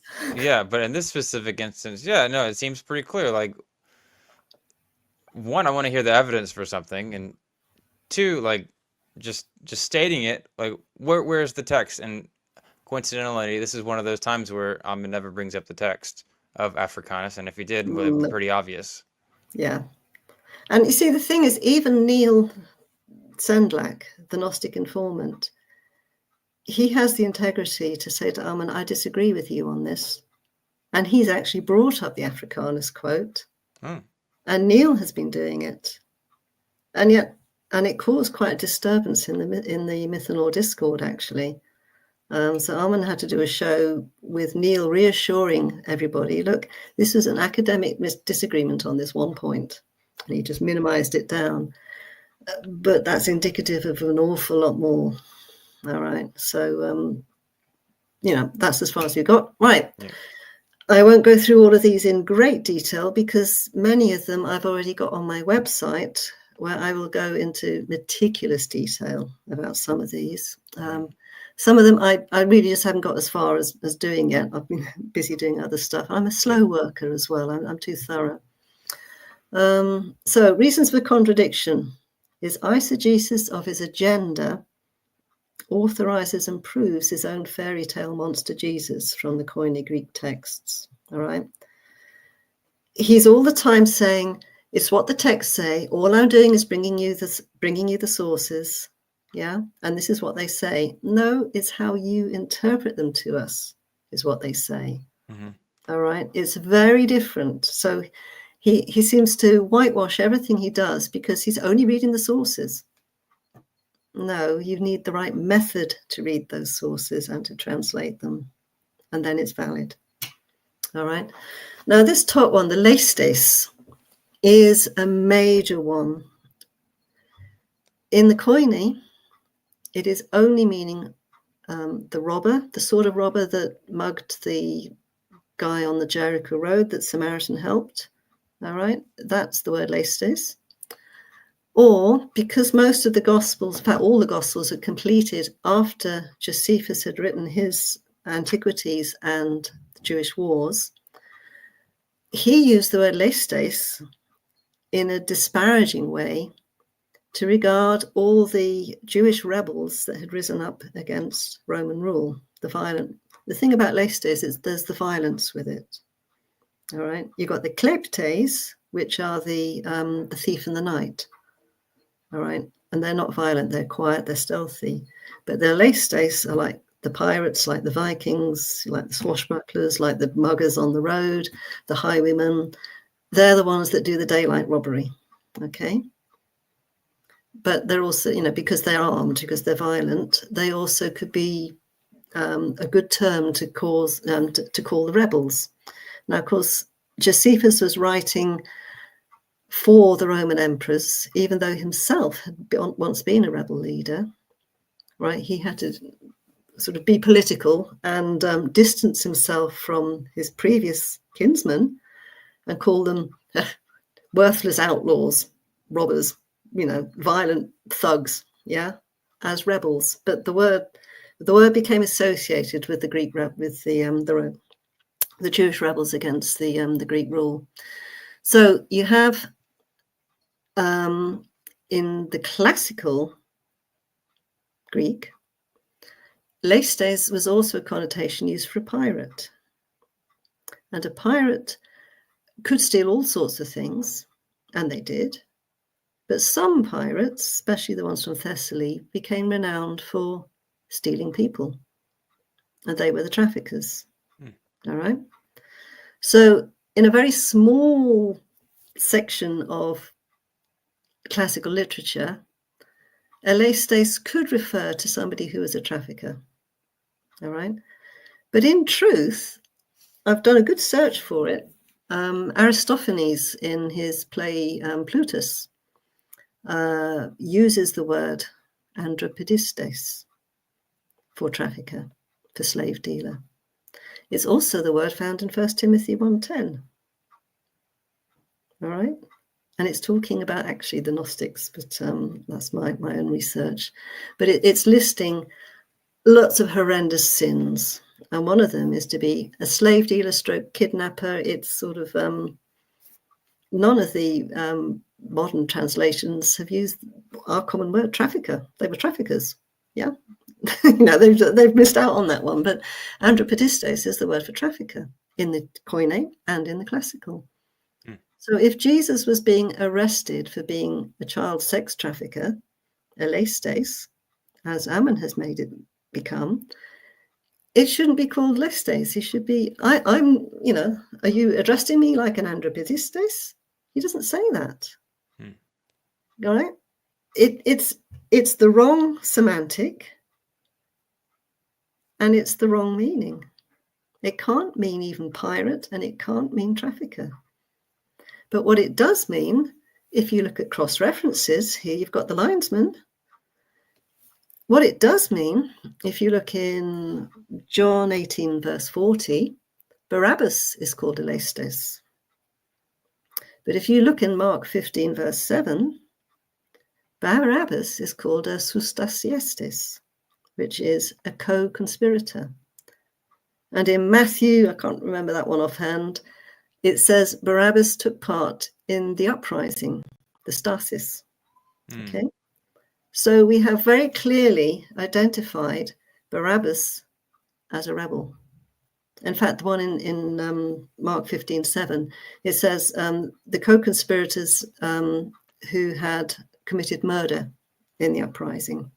Okay. So you've got very clearly an identification of Barabbas as a murderous rebel. He's also called elestes. And it's the equivalent word. He's trying to say elestes means a rebel. And Jesus is accused in Luke 23. It says that the Jewish leaders took him to Pilate and said, this man has been stirring up the people, telling them not to pay their taxes, and he's made himself a king. All right. Now, is that a rebel or not? Sounds like a rebel to me. And then later on, we went to Herod, and then he went back to Pilate. And Pilate then says, he calls them all together and says, look, I've interrogated him in front of you. And you came to me accusing him of inciting the people. All right, basically stirring up a rebellion. But I haven't found any cause to pin that on him. All right, so I'll just scourge him and let him go. All right, so we have very clearly the line, he was accused of being a rebel. And when the soldiers came to arrest him, they weren't even the Roman soldiers. If you read it, it's actually just the temple guard. All right, and the temple guard have still got the memory of only 20 years beforehand, 20, 25 years beforehand, of the rebel uprising that failed all around Galilee, and 2,000 people lost their lives and were crucified. And that was still raw in their memory. They didn't want another uprising like that. And Jesus was popular. He had huge crowds with him. They wanted to make sure that they were safe. All right. So, that's the reason they went for him. And it wasn't anything to do with him trafficking kids. It wasn't anything to do with him abusing them with drugs. And the young man, I was going to say the young man with him wasn't naked. He was wearing a cloth. It says, is it peribalo? I can't remember now. Yep. Mm-hmm. Yeah.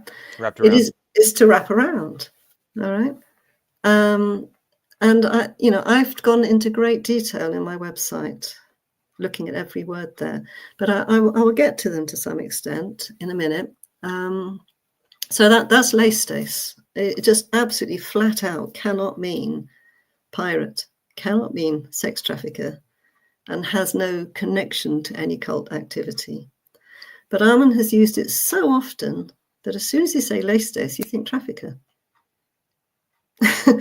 and he's even so confident with it, he's coined his own adjective, leistic. This is a leistic operation. And people immediately think, oh, right, yes, he's using a pirate cult trafficked child sex ritual here. That's what leistic means. He has repeated. And I have to work hard to try and not have his voice in my head saying that when I'm thinking of it. All right, that's part of his methodology. Okay, so go back to that list. Right. Neoniskos there is actually a link. If you click on that, this is his translation of Mark 14, 51, 52. It's what has intrigued him. Just before it goes, it's what's intrigued him, what's become the mission of his life to understand Mark 14, 51 and 52.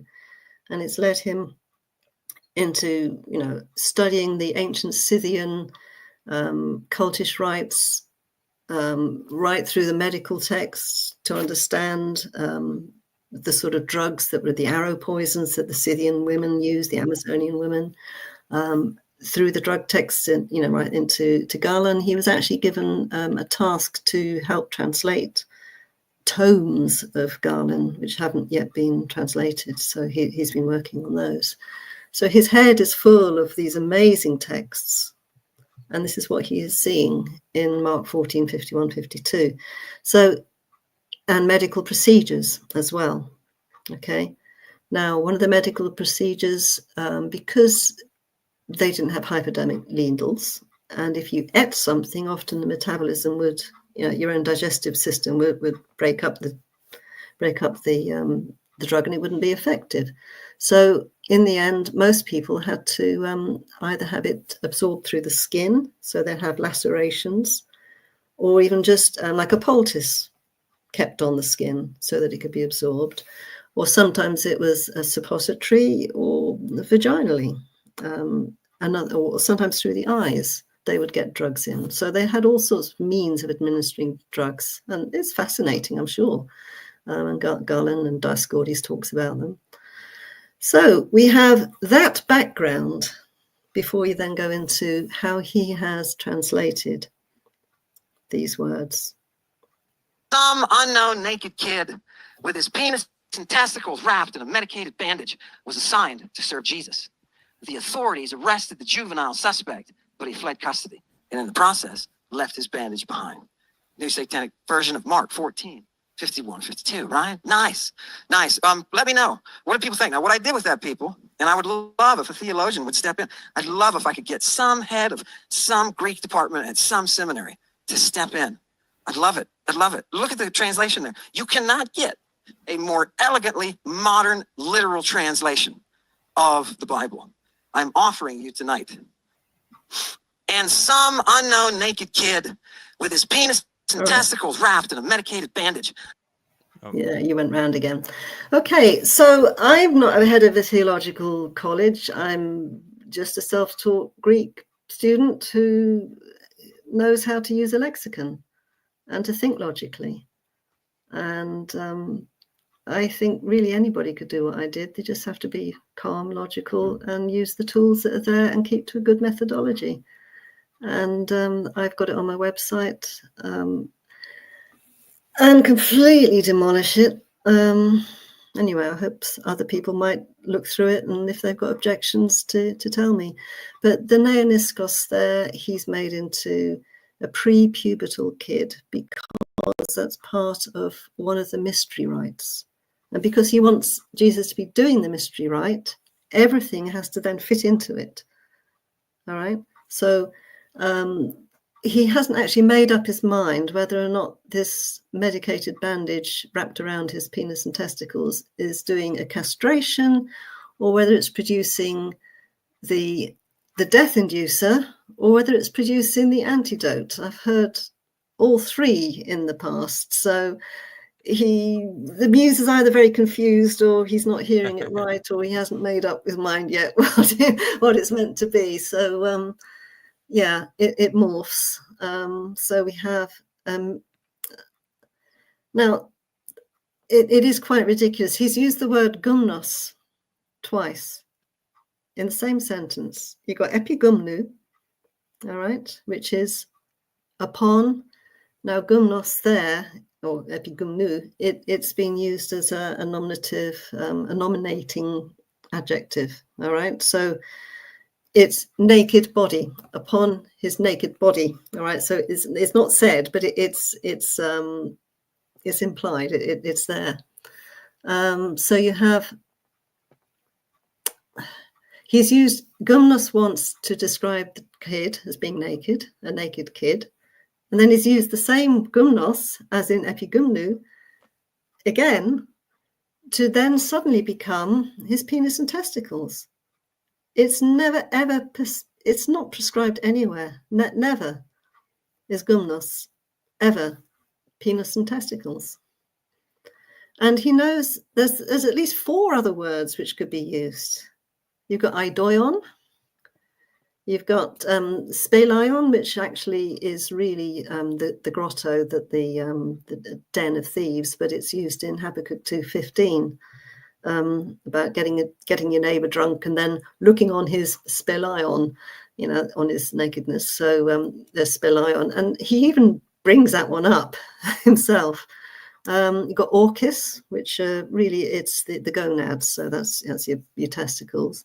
And you've got the peribelion, which is really it's the scrotum, it's the wraparound the sac. All right. So, you've got your testicle sac there. So, there's plenty of other Greek words that should be there. And how he's used syndon, which is simply the cloth. Syndon is always just a plain piece of cloth. And if you're going to make it into a bandage, you've got to describe it in strips. And it's telemon or telemon are the strips. All right. And if it's medicated, then you've got to describe what it's medicated with. And I've got all on my website there, plenty of examples of what could have been written there if that is what the meaning was meant to be. And it's not. It's just epigumnu is upon his naked body. And yet he's made that upon his penis and testicles and used it again as naked. It's just bad translation. I'm sorry, Ammon. I don't think any Greek scholar could agree with you at all. And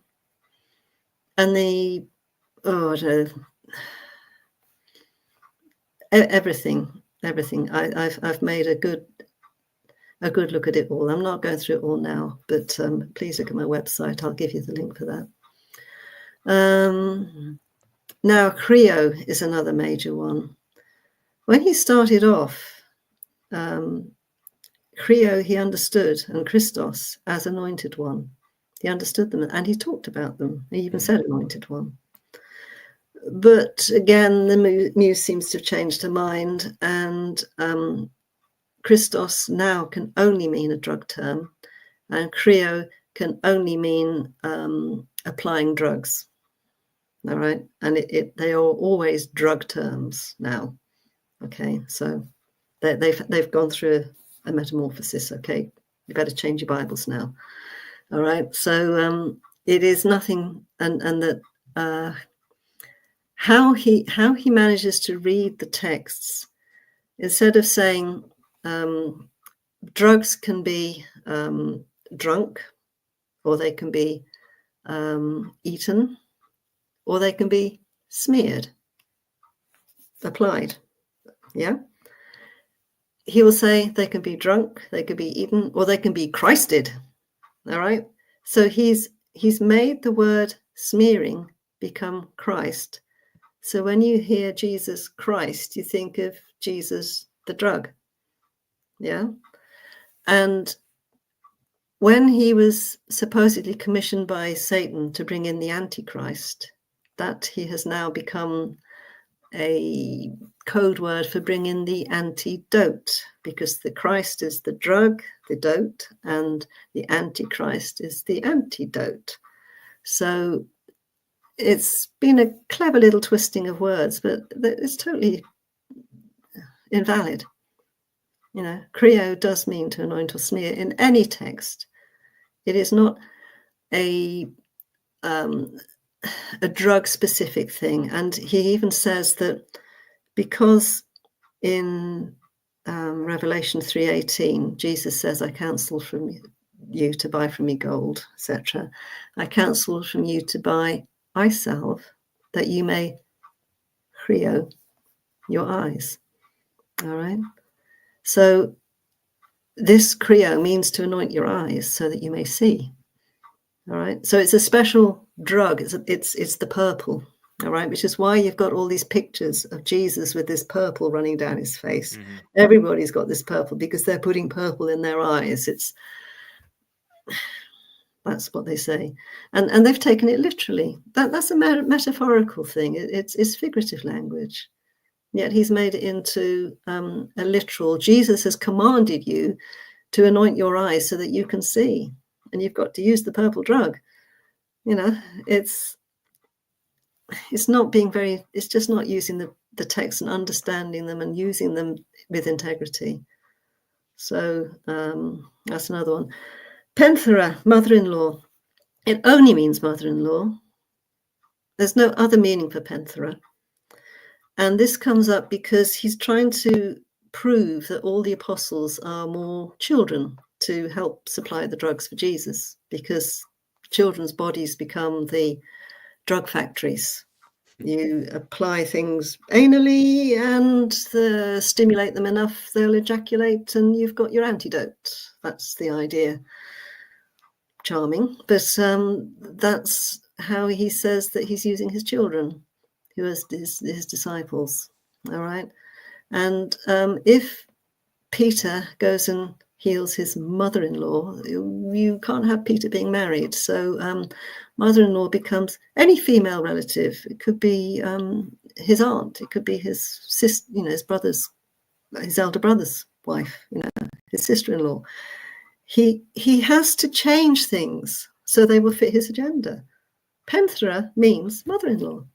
Peter was married. Look at the text. He owned a boat.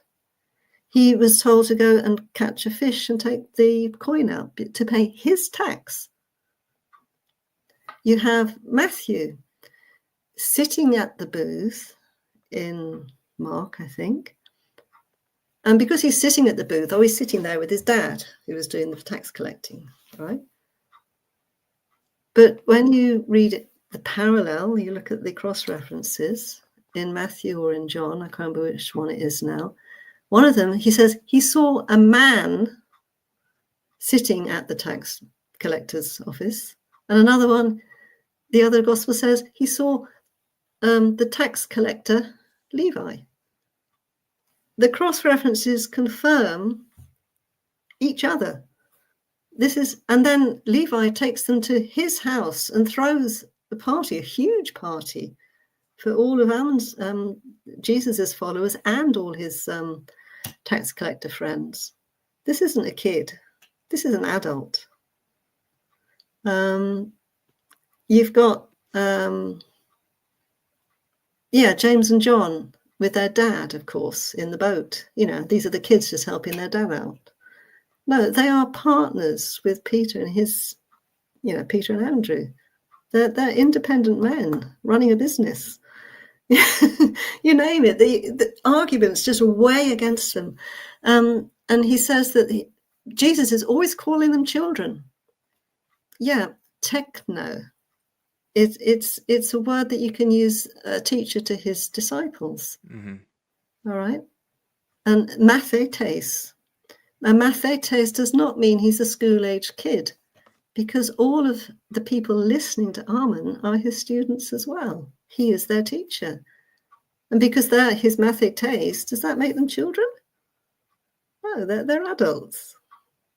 And I heard him saying, kiddies, kiddies, talking to his own listeners. He knows the terminology. It's an affection. And yet when he sees it in the Bible, it means he's talking to literal children. It's such a convenient swap around just to make it fit. All right. So what's next in the list? What's next? It's an unending. Oh, we've got homotelos, which is just sinful. Peter falls at his, after he calms the storm, and he falls at his knees. No, it wasn't. It was the miraculous catch of fish, wasn't it?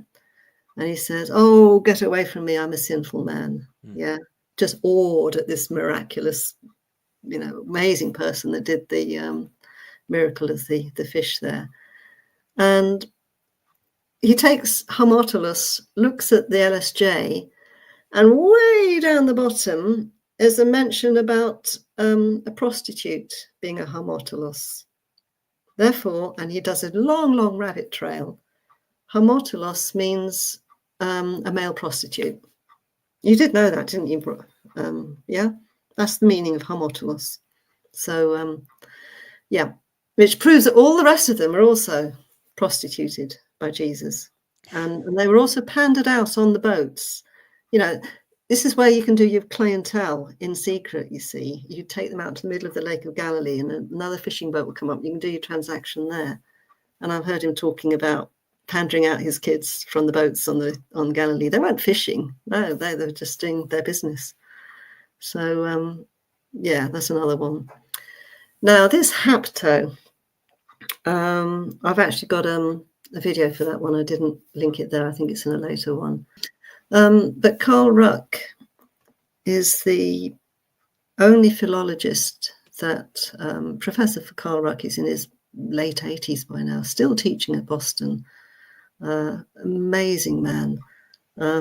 He plays Liszt on the piano, got a grand piano, and just, I don't know if he still does it every day, but, just at the age of 88 or so, maybe 90 now.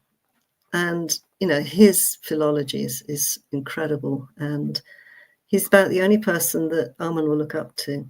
And he claims authority from Carl, because this is right at the end of the Danny Jones interview. And he asks him, are there anybody else that can confirm your translations? So he appeals to Carl. But actually, if you listen to him, he's actually honest there. He says, well, he approved of my translation of the Apocalypse. And this is just an academic exercise he did, taking the Orphic Vox and asked Carl, if you're going to use the Orphic Vox on the Apocalypse, would this be how it could be translated? So you got the trochis being the drugs and whatever else. So, and Carl agreed, yes, you've done pretty well there.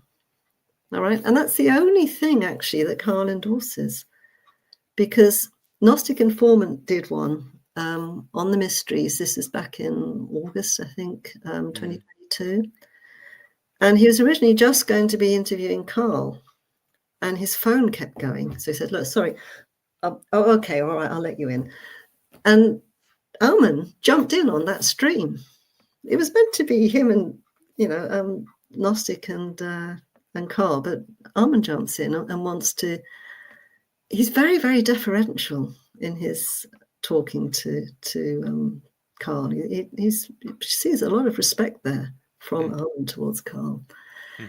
And you can see that Ammon is trying to test how he feels about certain aspects that he has imagined into the text. And actually, Carl doesn't agree with a single one of them. And the hapto is, it has got a connotation of molest. You've got 1 Corinthians 7. Is it right for a man to touch a woman? Okay. Now, this is not normal sexual relations. You're looking at illicit sexual relations. Yeah. Unwanted, unsolicited, molesting. Okay. And that, if you look in the LSJ, that's about the only reference in about, I can't remember, it's about 48 different connotations or different places where hapto is used. And this is the one where it's got that connotation of being, unsolicited touching. All right. And when Ammon retells that story, anybody familiar with it knows that the parents brought the children to Jesus for him to touch. And it was the disciples who said, stop bringing them, don't bother the teacher. Right. He doesn't think much of your little kids. And Jesus tells them off and he says, look, come here, bring a little kid here. Such are these of the kingdom of heaven. And that's the lesson. All right. But when Ammon retells it, he says, the parents were telling the disciples to get Jesus to stop molesting their kids. Completely, everything totally upside down. Yep. Yeah. And he says that again and again. It's not a mistake. You see, when I first heard him say that in Gnostic, I thought, okay, he's just misremembered. He's just muddled his words. And when I first reached out to him, I was a bit bold. I wrote out an explanation of some of my research, which I knew would tick his boxes, and it certainly did. About, because I was seeing the semen communion, I was seeing the libertine, the manic, the entheogens, everything that he was seeing. I was seeing those too. So he thought, hey, I've got a great ally here. But I was saying they were being opposed by the church, whereas his interpretation is that this was the church, and that later translators and interpreters obscured it. Right? So he's got his own conspiracy theory now that somehow all these gospel writers knew that if they wrote this word, you've got to try and hide the real reality, and pack it around, so that people think that you're talking about something else. Well, actually, you're really talking about this hidden mystery that only somebody in the 21st century is going to understand and tell you about. So, that's his conspiracy. So in the end, you've got just totally upside down. And I actually dared say, if you look at the one under that, it's my email, my very first email to, can you get that one up? Next one up. Here is my first email to him. And I said, P.S. I hope you don't mind me pointing out something that discredits what you're saying. I've also noticed you may be over-interpreting and slipping into confirmation bias here and there because you're not careful enough checking the NT passages you quote. I've noticed you repeat this several times now, and you're not being very accurate about Jesus touching the children. Yes, hapto can be used for molest, but it really means to touch in such a way that it creates a change in the thing touched. It's the root of the same word used when Jesus touches blind men's eyes to heal them. And remember that laughter revival in the mid-90s, that's as much hapto as was going on, I believe. And it was not the parents who were worried. They were bringing their kids to Jesus to hapto them. It was his hard-hearted disciples that wanted the parents to stop bothering their master because they didn't value the little kids like Jesus did. Check it out yourself, Ammon, in Mark 10, 13, 15, and I've actually quoted it for him. And they were bringing children to him that he might touch, hapto them, and the disciples rebuked them. But when Jesus saw it, he was indignant and said to them, let the children come to me, do not hinder them, for to such belongs the kingdom of God. Truly I say to you, whoever does not receive the kingdom of God like a child shall not enter it. And he took them in his arms and blessed them, laying his hands on them. That's your touching, okay? Parallel passage in Mark 19. Then children were brought to him that he might lay his hands on them and pray. The disciples rebuked the people, but Jesus said, let the little children come to me and do not hinder them, etc. All right. He also talks about the use of an alabastron, which can be a medical applicator. And the original alabastrons were probably medical applicators because of the shape. They were very long and thin, and they had a narrow neck, and the drug was inside, and there was a seal, a wax seal, and you had to break the seal. So when it says that Mary broke the box, she's actually breaking the seal to get the perfume out. But they became perfume containers, so she brought the nard, the spikenard. and it was a fragrant oil, and she poured it on his head, or she, there's various descriptions, but none of them are, she rubbed it on the outside and then upped his, there is nothing about that. But of course, because she wiped his feet with her hair, then it becomes the, feet is another word that some people say can be used for another part of the body, you see, so it becomes a sexual thing. And he says that Pope Gregory forgave Mary for using sex drugs on Jesus. He says that frequently, and that's just, again, total rubbish, because it's Homily 19, and Pope Gregory is saying that Mary Magdalene, with her 7 sins, her 7 demons, are just representative of the 7 deadly sins, basically all of human sinfulness, and Jesus forgave her. And it's just an allegory, all right? But Ammon's already believed in his own mind that she had used this sex drug on Jesus and given him priapism, so that when he was on the cross, it was erect, and it was just totally shameful and all sorts of imagination. And Pope Gregory was just writing to priests to say, don't be offended by any sin that comes to you. Jesus forgave them. You also forgive them. That's what the homily was about, and there was no specific,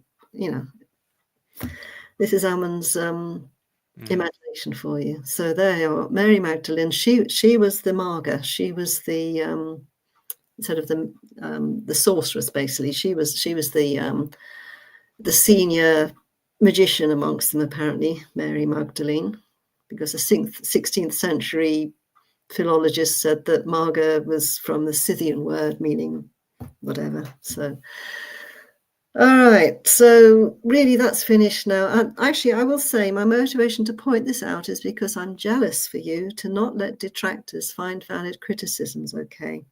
But please be encouraged to carry on your invaluable service to seekers like myself after the actual truth of why Christianity started, what was going on in the first century religious scene, and what was actually getting Paul's knickers in a twist. But also, please be careful about your fact-checking. All right?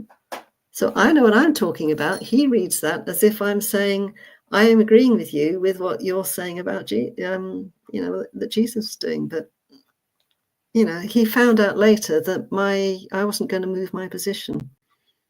Yeah. So he still responded very, very positively to that. We Zoomed immediately and seemed to hit it off okay.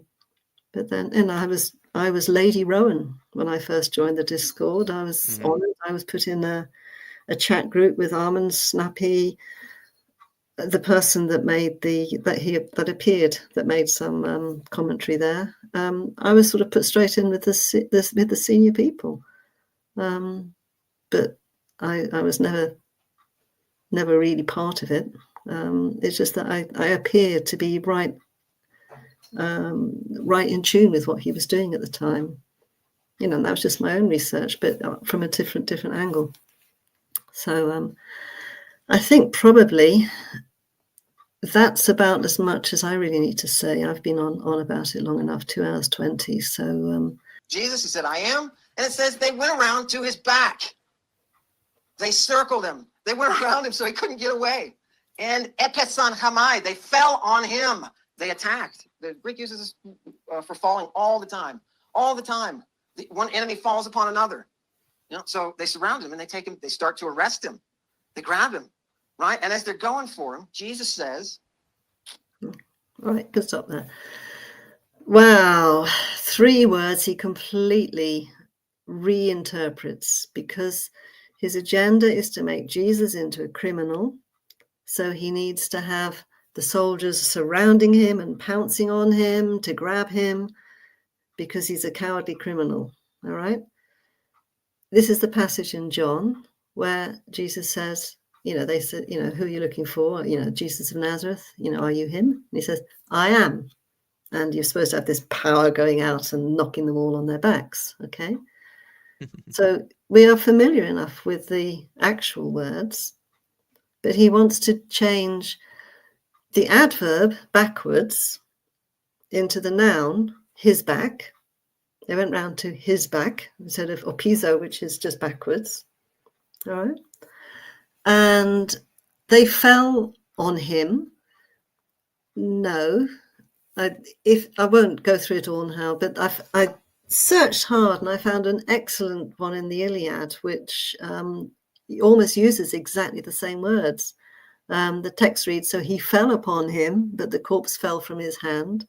So I found phrases here in classical Greek that if he wanted to, if the biblical author wanted to actually say how Ammon is interpreting it, he would use these words. But no, it is literally, they fell, they went backwards and fell to the ground. And to the ground, hamai, he makes into on him. They fell on him. That's auto. It's total Isogesis. It is not translating. He is creating a narrative and forcing it into the text. I think anybody can actually see that if they actually look at the words. He's not being a faithful translator. He's not being truthful in his dissertation, in his deposition, or relating his deposition. He has to be truthful in the deposition, but relating it, he's not being truthful. He's not being truthful about, it's just the whole persona that he's making. It's just not credible. And his translations, I've not even shown you all of them. And I say, I'm not a Greek philologist of any standing. I just use logic and the dictionaries. And the Perseus Tufts website is brilliant. Anybody can do what I've done and show that this is not a valid translation. And you don't need to know all these other obscure Greek texts to try and prove that I'm at the same level as you, so therefore I can joust with you fairly. I might just be a little David slinging a stone, but I can still knock that Goliath down. It's a matter of methodology, not the type of Greek medical text that you've read. All right. And if you just are careful and rigorous with your hermeneutics, it just shows up all the flaws. Okay. So that's my offering. And I hope that people in the Myth and Law Discord who are still connected with Ammon, actually, this is an interesting bit of story. I'll let you have. This is being recorded on the Sunday after I first gave an interview with Jevin. And we said quite a bit more about the cult dynamics that were going on in that interview. And the following week, there was upheaval in the Discord. We found a lot of people really questioning. Ammon and Gnostic Informant have left the Discord. We don't know where they've gone, and they took all their Greek resources with them. The moderators in the Discord have been very upright, I think, and known that in the past they've had a beautifully eclectic, well-functioning community of looking into, mystical things, the Greek goddesses, other religious paths that Myth and Law has always been part of. Ammon came in and brought a lot of disruption and actually took over the Myth and Law. He had his own private server that he went to, so he's got the concentrated effort there. But I also know that the person who made that private server eventually himself wanted to go. And he had the keys, so he locked their private server. And this happened after my very first interview with Jason Horsey, which is about a month ago now. So they must have opened another server. They're using something else now. But after the exit on Tuesday of the Ammon and Gnostic and the Greek resources, the co-host of Drawing Down the Stars with Snappy, this is Dion, he posted a cult recovery resources for everybody to see. And I thought, that's good. So what we brought on Sunday, I hope, has helped people actually realize some of the dysfunction that had been going on. And I hope that what I brought now will continue to open people's eyes. I don't have any malice for anybody. I know some of them have been pretty rotten to me in the past, but you're just being manipulated. I've got nothing against any of you. I just want reconciliation. I just want truth. I just want friendship. And I want people to be free. It had been quite harrowing for myself and Chris when we first left.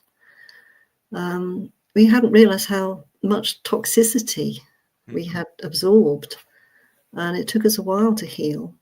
But it's given me insight. It's given me compassion. And it's part of what's driven me to stay with this and to actually try and keep blowing the whistle and waving the flags, and to persist. I hate how people can get manipulated, and I just want the people to have the opportunity to have another look, have another careful look, and then make up your own mind. Do you want to stay or do you want to be free? So I shall leave that with everybody now. Yeah. Thank you so much for talking about that and being open. I hate that you had to go through all those difficult experiences, but we also really appreciate that you were going to come on here and help us understand the topic more, tell us more about your experiences as well as your studies on this very topic and Ammon's work, and we do appreciate that. So for those watching, if you are wanting to learn more about the cultic activities, you can check out the link in the description where I talked with Ali and Jevin on that very topic of cultic activities that were going on there and hazing. And you can also check out Ali's channel in this, or not her channel, but her website in the description, and on a number of videos that we've done on the topic of Ammon Hillman. But otherwise, thank you so much for coming on here. Okay. Oh, and I will add that we will put the links to the original court documents so that you can look through them yourself. And there'll also be pointers of which documents are the most important ones. Some of them are just affidavits and, various motions, but the most important ones we'll highlight for you so that you can read through them yourself, and see a bit more of his character and a bit more of his history, and just see for yourself. Awesome. Thank you so much, Ali. All right. Thank you very much for having me. I've appreciated the opportunity to say my story. You as well. Okay.